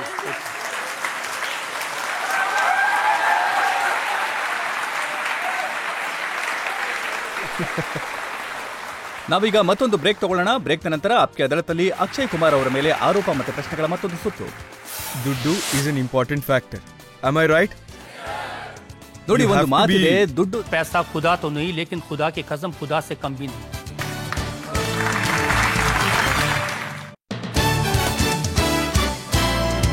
Welcome back. Aapke ಅದಾಲತ್ನಲ್ಲಿ ಇವತ್ತು ನಾವು ಮೊಕದ್ದಮೆ ನಡೆಸ್ತಾ ಇದ್ದೇವೆ, ಪ್ರಶ್ನೆಗಳನ್ನ ಕೇಳ್ತಾ ಇದ್ದೇವೆ ಸೂಪರ್ ಸ್ಟಾರ್ ಅಕ್ಷಯ್ ಕುಮಾರ್ ಅವರಿಗೆ. ಆಪ್ಕೆ ಅದಾಲತ್ನಲ್ಲಿ ಮುಂದಿನ ಆರೋಪ. ಆಪ್ಕಿ ಅದಾಲತ್ನಲ್ಲಿ ಸೂಪರ್ ಸ್ಟಾರ್ ಅಕ್ಷಯ್ ಕುಮಾರ್ ಮೇಲಿರುವ ಆರೋಪವೇನೆಂದರೆ ಇವರಿಗೆ ದುಡ್ಡಿನ ಮೇಲೆ ತುಂಬಾ ಪ್ರೀತಿ ಇದೆ ಎಂಬುದು.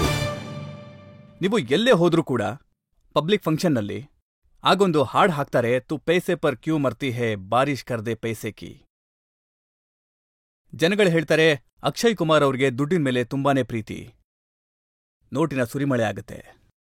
ನಾನು ಮೊದಲನೇದಾಗಿ ಏನ್ ಹೇಳಕ್ ಇಷ್ಟಪಡ್ತೀನಿ ಅಂದ್ರೆ, ನಾನು ದುಡ್ದಿದ್ದೀನಿ ಅಂತಂದ್ರೆ ಯಾರನ್ನೂ ಲೂಟಿ ಮಾಡಿ ನಾನು ದುಡ್ದಿಲ್ಲ. ಇವತ್ತು ನಾನು ಕೆಲಸ ಮಾಡಿ ದುಡ್ದಿರೋದು ಇದನ್ನೆಲ್ಲ. 8 ವರ್ಷದಿಂದ I have been the highest tax payer. So it cannot be that I am a money minded or anything. Money is an important aspect of life. You have to be practical.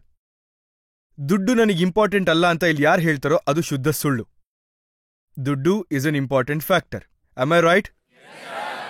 ನೋಡಿ, ಒಂದು ಮಾತಿದೆ, पैसा खुदा तो नहीं, लेकिन खुदा की कसम खुदा से कम भी नहीं.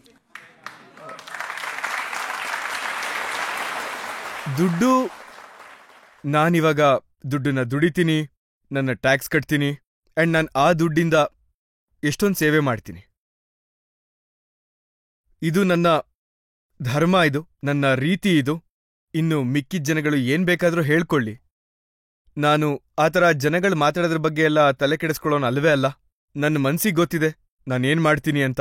That is more than enough. ನೋಡಿ, ಇದು ಯಾಕೆ ಶುರುವಾಯ್ತು ಅಂತ ನಾನು ಹೇಳ್ತೀನಿ. ಹೇಳಿ.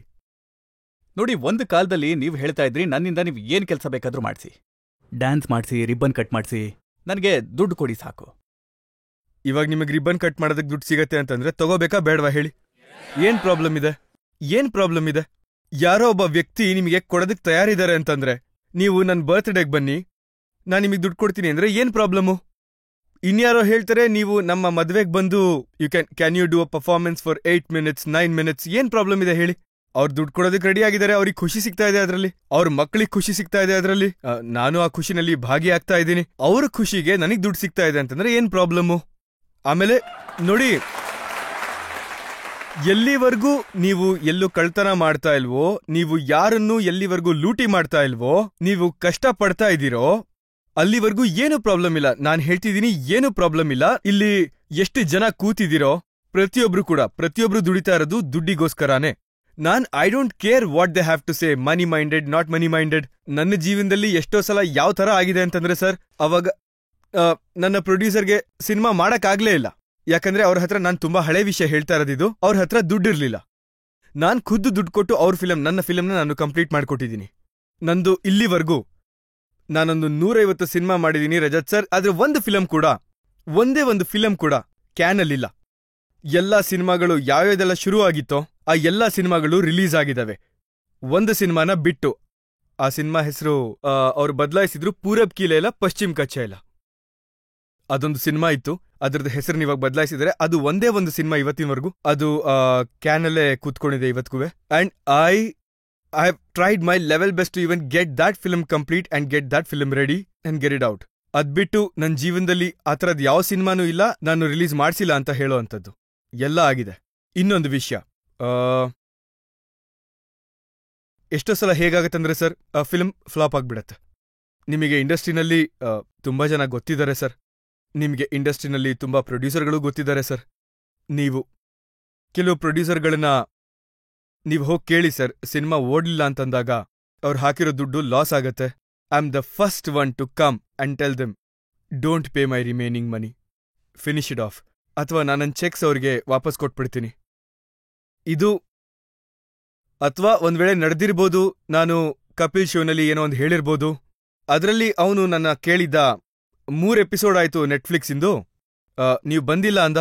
ನನ್ ಮಗನೇ ದುಡ್ಡು ಸಿಕ್ಕಿಲ್ಲ ಕಣೋ, ಯಾಕೆ ಬರ್ಲಿ ಅಂದೆ. ಸೊ ನಾನ್ ತಮಾಷೆಗೆ ಅಂತ ಈ ಥರ ಎಷ್ಟೊಂದು ಮಾತುಗಳನ್ನ ಎಷ್ಟೊಂದ್ ಕಡೆ ಹೇಳಿರ್ತೀನಿ.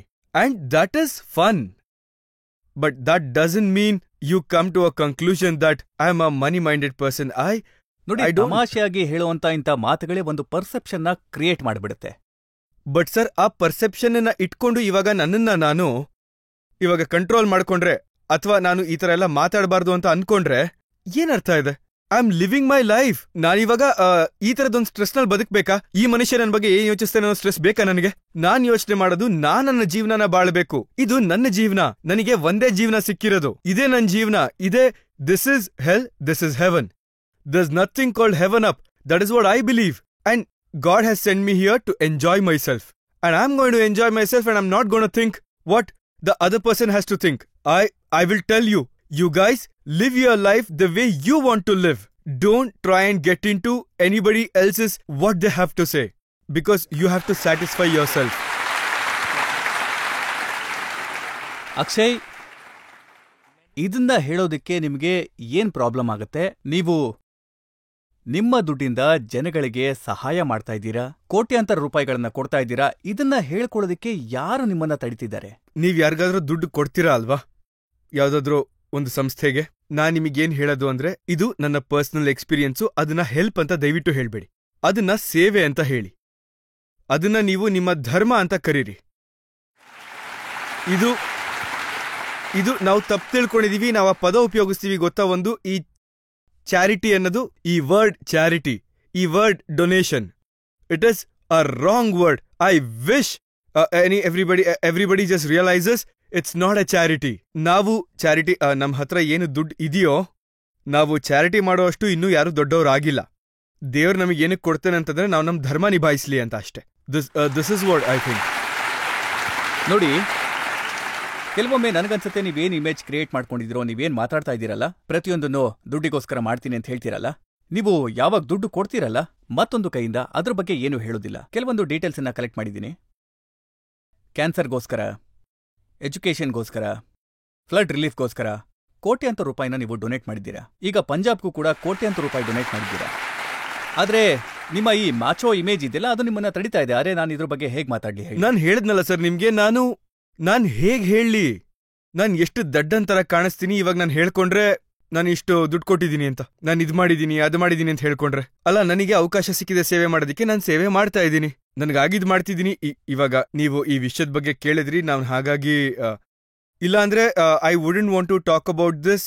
It is my good will. ಇದು ನಂದು, ಇದು ನನ್ನ ಸೌಭಾಗ್ಯ, ನನಗೆ ಇದನ್ನೆಲ್ಲ ಮಾಡಕ್ ಸಿಗ್ತಾ ಇರೋದು ಅಂತ ನಾನು ಹೇಳ್ತೀನಿ. ನನ್ನ ಹತ್ರ ಕೆಲವೊಂದು ಫಿಗರ್ಸ್ ಇದೆ. ಕಳೆದ 7 ವರ್ಷಗಳಲ್ಲಿ ನೀವು 76 ಕೋಟಿಗಿಂತ ಹೆಚ್ಚಿನ ಹಣವನ್ನ ಸೇವೆಗೋಸ್ಕರ ಕೊಟ್ಟಿದ್ದೀರಾ. ಮತ್ತೆ ಈ ಮಾತನ್ನ ಯಾಕೆ ಹೇಳ್ಬೇಕಾಗತ್ತೆ ಅಂತಂದ್ರೆ, ನೀವು ಈ ಮಾತನ್ನ ಬೇರೆಯವ್ರಿಗೆ ಹೇಳಿದಾಗ ಅವರು ಕೂಡ ಸೇವೆ ಮಾಡೋದಕ್ಕೆ ಮುಂದೆ ಬರುವಂತ ಸಾಧ್ಯತೆ ಇದೆ. ಇದನ್ನ ನೀವು ಹೇಳಿದ್ದಕ್ಕೆ ಧನ್ಯವಾದಗಳು. ಮತ್ತೆ ಈ ಮಾತು ನಿಜನಾ? ಮಾರ್ಷಲ್ ಆರ್ಟ್ಸ್ ಅನ್ನ ನೀವು ಕಲಿಸ್ತಾ ಇದ್ದೀರಾ ಹೆಣ್ಣು ಮಕ್ಕಳಿಗೆ, ಫ್ರೀ ಆಫ್ ಕಾಸ್ಟ್ ಕಲಿಸ್ತಾ ಇದ್ದೀರಾ?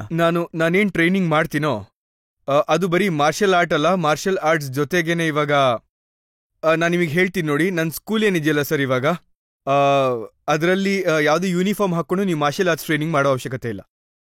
ನಾನು ಇವಾಗ ಒಂದು ಹುಡುಗಿ ಸೀರೆ ಉಟ್ಕೊಂಡು ಕೆಲ್ಸಕ್ಕೆ ಹೋಗ್ತಾರೆ ಅಂತಂದ್ರೆ ನಾನು ಅವ್ರಿಗೆ ಸೀರೆ ಉಟ್ಕೊಂಡೇ ಬನ್ನಿ ಟ್ರೈನಿಂಗಿಗೆ ಅಂತ ಹೇಳಿದ್ದೀನಿ. ಇವಾಗ ನೀವು ಸ್ಕರ್ಟ್ ಹಾಕೊಂಡು ಹೋಗ್ತೀರಂದ್ರೆ ಸ್ಕರ್ಟ್ ಹಾಕೊಂಡೇ ಬನ್ನಿ ಅಂದಿದ್ದೀನಿ. ಜೀನ್ಸ್ ಹಾಕೊಂಡು ಹೋಗ್ತೀರಂದ್ರೆ ಜೀನ್ಸ್ ಹಾಕೊಂಡೇ ಬನ್ನಿ ಅಂದಿದ್ದೀನಿ. ಯಾಕಂತಂದ್ರೆ ಇವಾಗ ನಾನು ಅವರಿಗೆ ಟ್ರ್ಯಾಕ್ ಪ್ಯಾಂಟ್ ಹಾಕೊಂಡ್ ಬನ್ನಿ ಅಂತ ಹೇಳ್ಬಿಟ್ಟು ಈಗ ನಾನು ಅವ್ರಿಗೆ ಆ ಮೂವ್ಸ್ ಎಲ್ಲ ಹೇಳ್ಕೊಟ್ಟು ಆಮೇಲೆ ಎಲ್ಲೋ ನಿಜವಾದ ಲೈಫಲ್ಲಿ ಅದರ ಅವಶ್ಯಕತೆ ಬಿದ್ದಾಗ ಅವರು ನಾನು ಟ್ರ್ಯಾಕ್ ಪ್ಯಾಂಟ್ ಹಾಕೊಂಡ್ಬರ್ತೀನಿ ಒಂದು ನಿಮಿಷ ಇರಿ ಅಂತ ಹೇಳಕ್ಕಾಗೋದಿಲ್ಲ ಅಲ್ವಾ ಸರ್?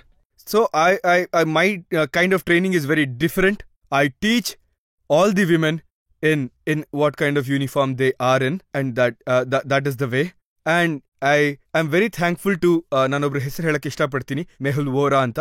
ಸೊ ಅವರು ನನ್ನ ಈ ಪೂರ್ತಿ ಸಂಸ್ಥೆ ಇದನ್ನೆಲ್ಲ ಅವರೇ ನೋಡ್ಕೊತಾರೆ. ಕಲಿಸ್ತಿದ್ದೀರಾ ಹೆಣ್ಮಕ್ಳಿಗೆ? ಹೌದು ಸರ್, ಖಂಡಿತ. ನೀವೇ ಕಲಿಸ್ತೀರಾ ಅಥವಾ? ಇಲ್ಲ ಸರ್, ನಮ್ಮ ಅಂಡರ್ ಆಲ್ಮೋಸ್ಟ್ ನೀವು ನೋಡಕ್ ಹೋದ್ರೆ ಒಂದು 3,000ದಿಂದ 4,000 ಬ್ಲ್ಯಾಕ್ ಬೆಲ್ಟ್ಸ್ ಇದ್ದಾರೆ. ಸೊ ಅವರು ಎಲ್ಲರಿಗೂ ಹೇಳ್ಕೊಡ್ತಾರೆ. And I am also very very thankful to them also. ಯಾಕಂದ್ರೆ ಅವ್ರ ಬಗ್ಗೆನೂ ನಿಮಗೆ ಹೇಳ್ತೀನಿ, ಅವ್ರು ತುಂಬಾ ಕಮ್ಮಿ ದುಡ್ಡು ತಗೋತಿದ್ದಾರೆ ಹೇಳ್ಕೊಡೋದಕ್ಕೆ, ಇದನ್ನ ಮಾಡೋದಕ್ಕೆ. ಆ್ಯಂಡ್ ನಾನು I run a tournament also, martial arts tournament. ಅದಕ್ಕೆ 5,000 ಬ್ಲ್ಯಾಕ್ ಬೆಲ್ಟ್ಗಳು ಬರ್ತಾರೆ. And they come and they fight each other, ಟೂರ್ನಮೆಂಟಲ್ಲಿ ಫೈಟ್ ಮಾಡ್ತಾರೆ. ನೀವು ನಿಮ್ಮ ಯಂಗರ್ ಡೇಸ್ನಲ್ಲಿ ಮಾರ್ಷಲ್ ಆರ್ಟ್ಸ್ ಅನ್ನ ಕಲಿತಾ ಇದ್ರಲ್ಲ, ಆಗ ನಿಮ್ಗೆ ಅನ್ನಿಸ್ತಾ ಇತ್ತಾ ಇದಕ್ಕೆ ಯಾವುದೇ ವ್ಯಾಲ್ಯೂ ಇಲ್ಲ, ಇದರಿಂದ ದುಡ್ಡು ಬರೋದಿಲ್ಲ, ಕೇವಲ ಕೈಗೊಂದು ಮೆಡಲ್ ಸಿಗುತ್ತೆ ಅಷ್ಟೇ? ಖಂಡಿತವಾಗ್ಲೂ ನೀವು ಹೇಳ್ತಿರೋದು ಸರಿನೇ. ನಾವು ಯಾವುದಾದ್ರೂ ಒಂದು ಟೂರ್ನಮೆಂಟಿಗೆ ಹೋದಾಗ ನಮಗೊಂದು ಸರ್ಟಿಫಿಕೇಟ್ ಕೊಟ್ಟು ಕಳಿಸ್ಬಿಡ್ತಾರೆ, ಆಮೇಲೆ ನಮಗೊಂದು ಮೆಡಲ್ ಕೊಟ್ಬಿಡ್ತಾರೆ. ಅದು ಆಕ್ಚುಲಿ ನಿಜವಾದ ಗೋಲ್ಡ್ ಅಲ್ಲ. ಅದು ಅವರು ಗೋಲ್ಡ್ ಮೆಡಲ್ ಸಿಕ್ತು ಅಂತಾರೆ, ಅದು ಯೆಲ್ಲೋ ಕಲರ್ ಇರುತ್ತೆ, ಆದರೆ ನಿಜವಾದ ಗೋಲ್ಡ್ ಅಲ್ಲ ಅದು. I came up with an idea that ನನ್ನ ಟೂರ್ನಮೆಂಟ್ಗಳಲ್ಲಿ ಯಾರೇ ಒಬ್ರು ಗೋಲ್ಡ್ ಮೆಡಲ್ ಗೆದ್ರೂವೆ ನಾನು ಅವರಿಗೆ 1 ಲಕ್ಷ ರೂಪಾಯಿ ಕೊಡ್ತೀನಿ. ಅಷ್ಟೇ ಅಲ್ಲ, ನಾನು ನಿಮ್ಗೆ ಹೇಳ್ತೀನಿ, ನಾನು ನಿಮಗೊಂದು ವಿಷಯ ಹೇಳ್ತೀನಿ ಕೇಳಿ.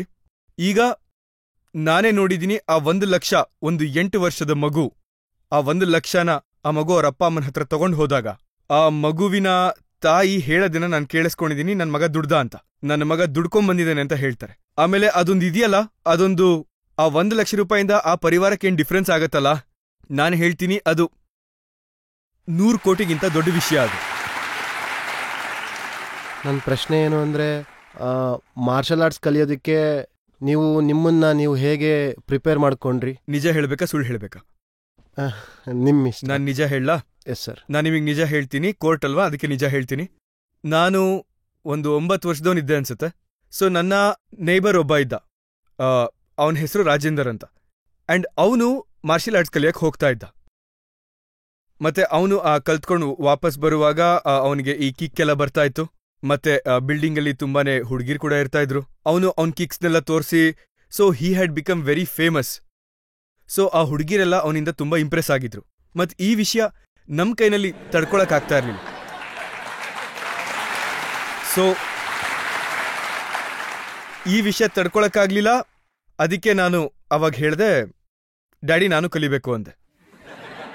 ನನಗೂ ಹುಡುಗಿರ್ನ ಇಂಪ್ರೆಸ್ ಮಾಡಬೇಕಿತ್ತು. ಸೊ ಅದಾದ್ಮೇಲೆ ನಾನು ಹೋಗಿ ಮಾರ್ಷಲ್ ಆರ್ಟ್ಸ್ ಕಲಿಯೋಕ್ಕೆ ಶುರು ಮಾಡಿದೆ. ಅದಾದ್ಮೇಲೆ ನಾನು ಅವತ್ತಿನ ದಿನ ನಾನು ಹುಡುಗಿರ್ನ ಇಂಪ್ರೆಸ್ ಮಾಡಕ್ಕೆ ಶುರು ಮಾಡಿದೆ. ಆದರೆ ಇವತ್ತಿನ ತನಕ ಮಾಡ್ತಾ ಇದ್ದೀನಿ ನಾನು ಅದನ್ನ. So that is what inspired me. So you also get inspired by a woman and start learning martial arts.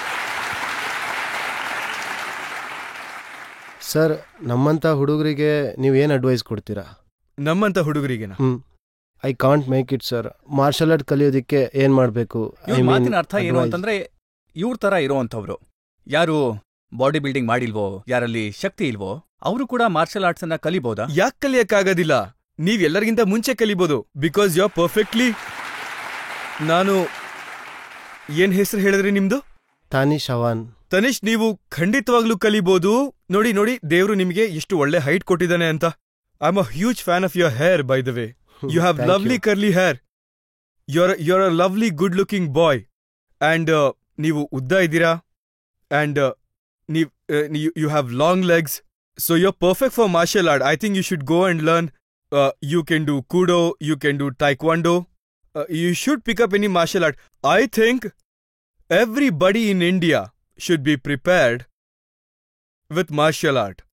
They should, adu huduga agirli hudgi agirli, because not only this teaches you self-defense, it also teaches you discipline, which is a very important aspect of living life.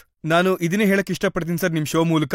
ಈಗ ಪ್ರತಿಯೊಬ್ರುವೆ self defence ಅಥವಾ martial arts ಕಲೀಲೇಬೇಕು sir. ನನಗನ್ಸುತ್ತೆ ಸ್ಕೂಲ್ನಲ್ಲಿ introduce ಮಾಡಿದ್ರೆ ತುಂಬಾ ಚೆನ್ನಾಗಿರುತ್ತೆ ಇದು. Sir ಮಾಡ್ತಾರೆ, ಆದ್ರೆ ಅದನ್ನ ಒಂದು ಈಗ ಸ್ಕೂಲ್ ಆದ್ಮೇಲೆ ಅಂತ ಅವ್ರು ಇಟ್ಕೊಂಡಿದ್ದಾರೆ. ಆದ್ರೆ ತುಂಬಾ ಮಕ್ಕಳು ಸ್ಕೂಲ್ ಆದ್ಮೇಲೆ ಇದನ್ ಮಾಡೋದಿಲ್ಲ. ಅಪ್ಪ ಅಮ್ಮ ಬೇಗ ಮನೆಗೆ ಬರಬೇಕು ಅಂತಾರೆ ಅಂಡ್ ಮಕ್ಳು ಇದನ್ ಮಾಡೋದಿಲ್ಲ. ನಾನ್ ಹೇಳೋದು ಸ್ಕೂಲಲ್ಲೇ ಇದೊಂದು ಪೀರಿಯಡ್ ಆಗ್ಬೇಕು. Get it into as important as A geography or history or maths is. That is what I think, sir. ನೀವು ತುಂಬಾ ಒಳ್ಳೆ ಮಾತು ಹೇಳಿದ್ರಿ ಸರ್. ನಿಮ್ದೊಂದು ಹೇರಾಪೇರಿ ಅಂತ ಮೂವಿ ಇದೆಯಲ್ಲ, ಅದರಲ್ಲಿ ನಿಮ್ದೊಂದು ಪೋಸು ವೈರಲ್ ಆಗಿದೆ. ಅದನ್ನ ಸಾಕಷ್ಟು ಜನ ಕ್ರಿಕೆಟರ್ಸು ಮತ್ತೆ ನಿಮ್ ಫ್ಯಾನ್ಸ್ ಅದನ್ನ ಕಾಪಿ ಮಾಡ್ತಾರೆ. ಸರ್ ಒಂದ್ಸಲಿ ಆ ಪೋಸ್ ಮಾಡಿ ತೋರಿಸ್ತೀರಾ ಪ್ಲೀಸ್ ಸರ್ ಒಂದ್ಸಲ? Okay sir, thank you. ಬಹುಶಃ ಇದಕ್ಕೆ ಅನ್ಸುತ್ತೆ ಸೂರ್ಯಕುಮಾರ್ ಯಾದವ್ ಇದನ್ನ ಮಾಡಿದಾಗ ಪಬ್ಲಿಕ್ ಅಲ್ಲಿ ತುಂಬಾನೇ ಪಾಪ್ಯುಲರ್ ಆದ್ರು. ಹೌದು ಸರ್, ಅದು ನನಗೂ ಗೊತ್ತಿರ್ಲಿಲ್ಲ ಸರ್. ಅಂದ್ರೆ ಈಗ ಮುಂದೆ ಹೋದ್ಮೇಲೆ ಈ ತರ ಮೀಮ್ ಅಂತ ಬರುತ್ತೆ, ಇನ್ನೊಂದು ಬರುತ್ತೆ ಅಂತ ಅವಾಗ ನಮಗೂ ಗೊತ್ತಿರ್ಲಿಲ್ಲ ಅಲ್ವಾ. ನನಗೆ ಇನ್ನೂ ಚೆನ್ನಾಗಿ ನೆನಪಿದೆ, ನಾನು ಸುಮ್ಮನೆ ಅವಾಗ ಹಂಗೆ ನಿಂತ್ಕೊಂಡಿದ್ದೆ ಅಷ್ಟೇ. ಅದಾದ್ಮೇಲೆ ಆ ಮೀಮ್ ಅದು ಆ ಪೋಸು ಅದು ತುಂಬಾ ಫೇಮಸ್ ಆಗೋಯ್ತು ಅಷ್ಟೇನೆ. ಓಕೆ ಬನ್ನಿ ಮಾಡೋಣಂತೆ. ಒಂದೇ ನಿಮಿಷ. ರಜಾಜಿ ನೀವು ಬರ್ತೀರಾ? Okay come on everybody pose. ನಿಮ್ಗೆ ಎಲ್ರಿಗೂ ಪೋಸ್ ನೆನಪಿದೆ ಅಲ್ವಾ? Ready, on your mark, 1 2 3.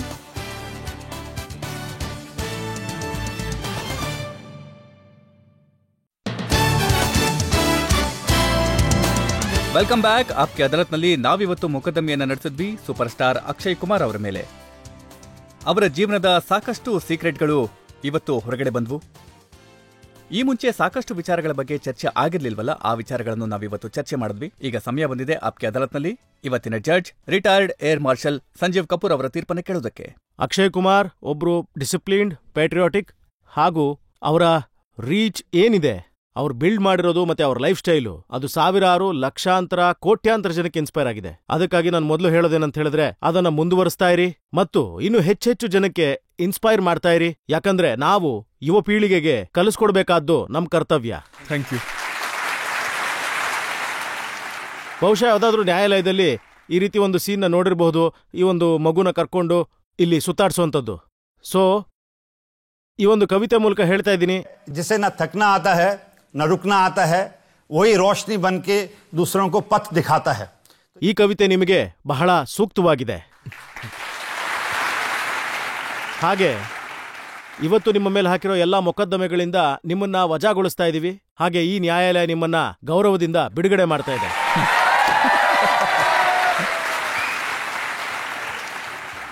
ಇದೇ ನಂಬಿಕೆಯೊಂದಿಗೆ, ಇದೇ ವಿಶ್ವಾಸದೊಂದಿಗೆ ಅಕ್ಷಯ್ ಕುಮಾರ್ ಅವರು ಇದೇ ರೀತಿ ಜನಗಳನ್ನ ಇನ್ಸ್ಪೈರ್ ಮಾಡ್ತಾ ಇರಲಿ, ಒಳ್ಳೆ ವಿಚಾರಗಳ ಬಗ್ಗೆ ಸಿನಿಮಾಗಳನ್ನ ಮಾಡ್ತಾ ಇರಲಿ, ಮತ್ತೆ ನಮ್ಮ ದೇಶದ ಯುವ ಜನತೆಗೆ ಒಬ್ಬ ರೋಲ್ ಮಾಡೆಲ್ ಆಗಿರ್ಲಿ ಅಂತ ಹೇಳ್ತಾ ಇವತ್ತಿನ ಶೋನ ಇಲ್ಲಿಗೆ ಮುಗಿಸ್ತಾ ಇದ್ದೇವೆ. ಮುಂದಿನ ವಾರ ಮತ್ತೊಮ್ಮೆ ನಿಮ್ಮನ್ನೆಲ್ಲ ಭೇಟಿ ಮಾಡ್ತೇನೆ ಮತ್ತೊಬ್ರು ಹೊಸ ವ್ಯಕ್ತಿಯೊಂದಿಗೆ. ಅಲ್ಲಿ ತನಕ ನಮಸ್ಕಾರ.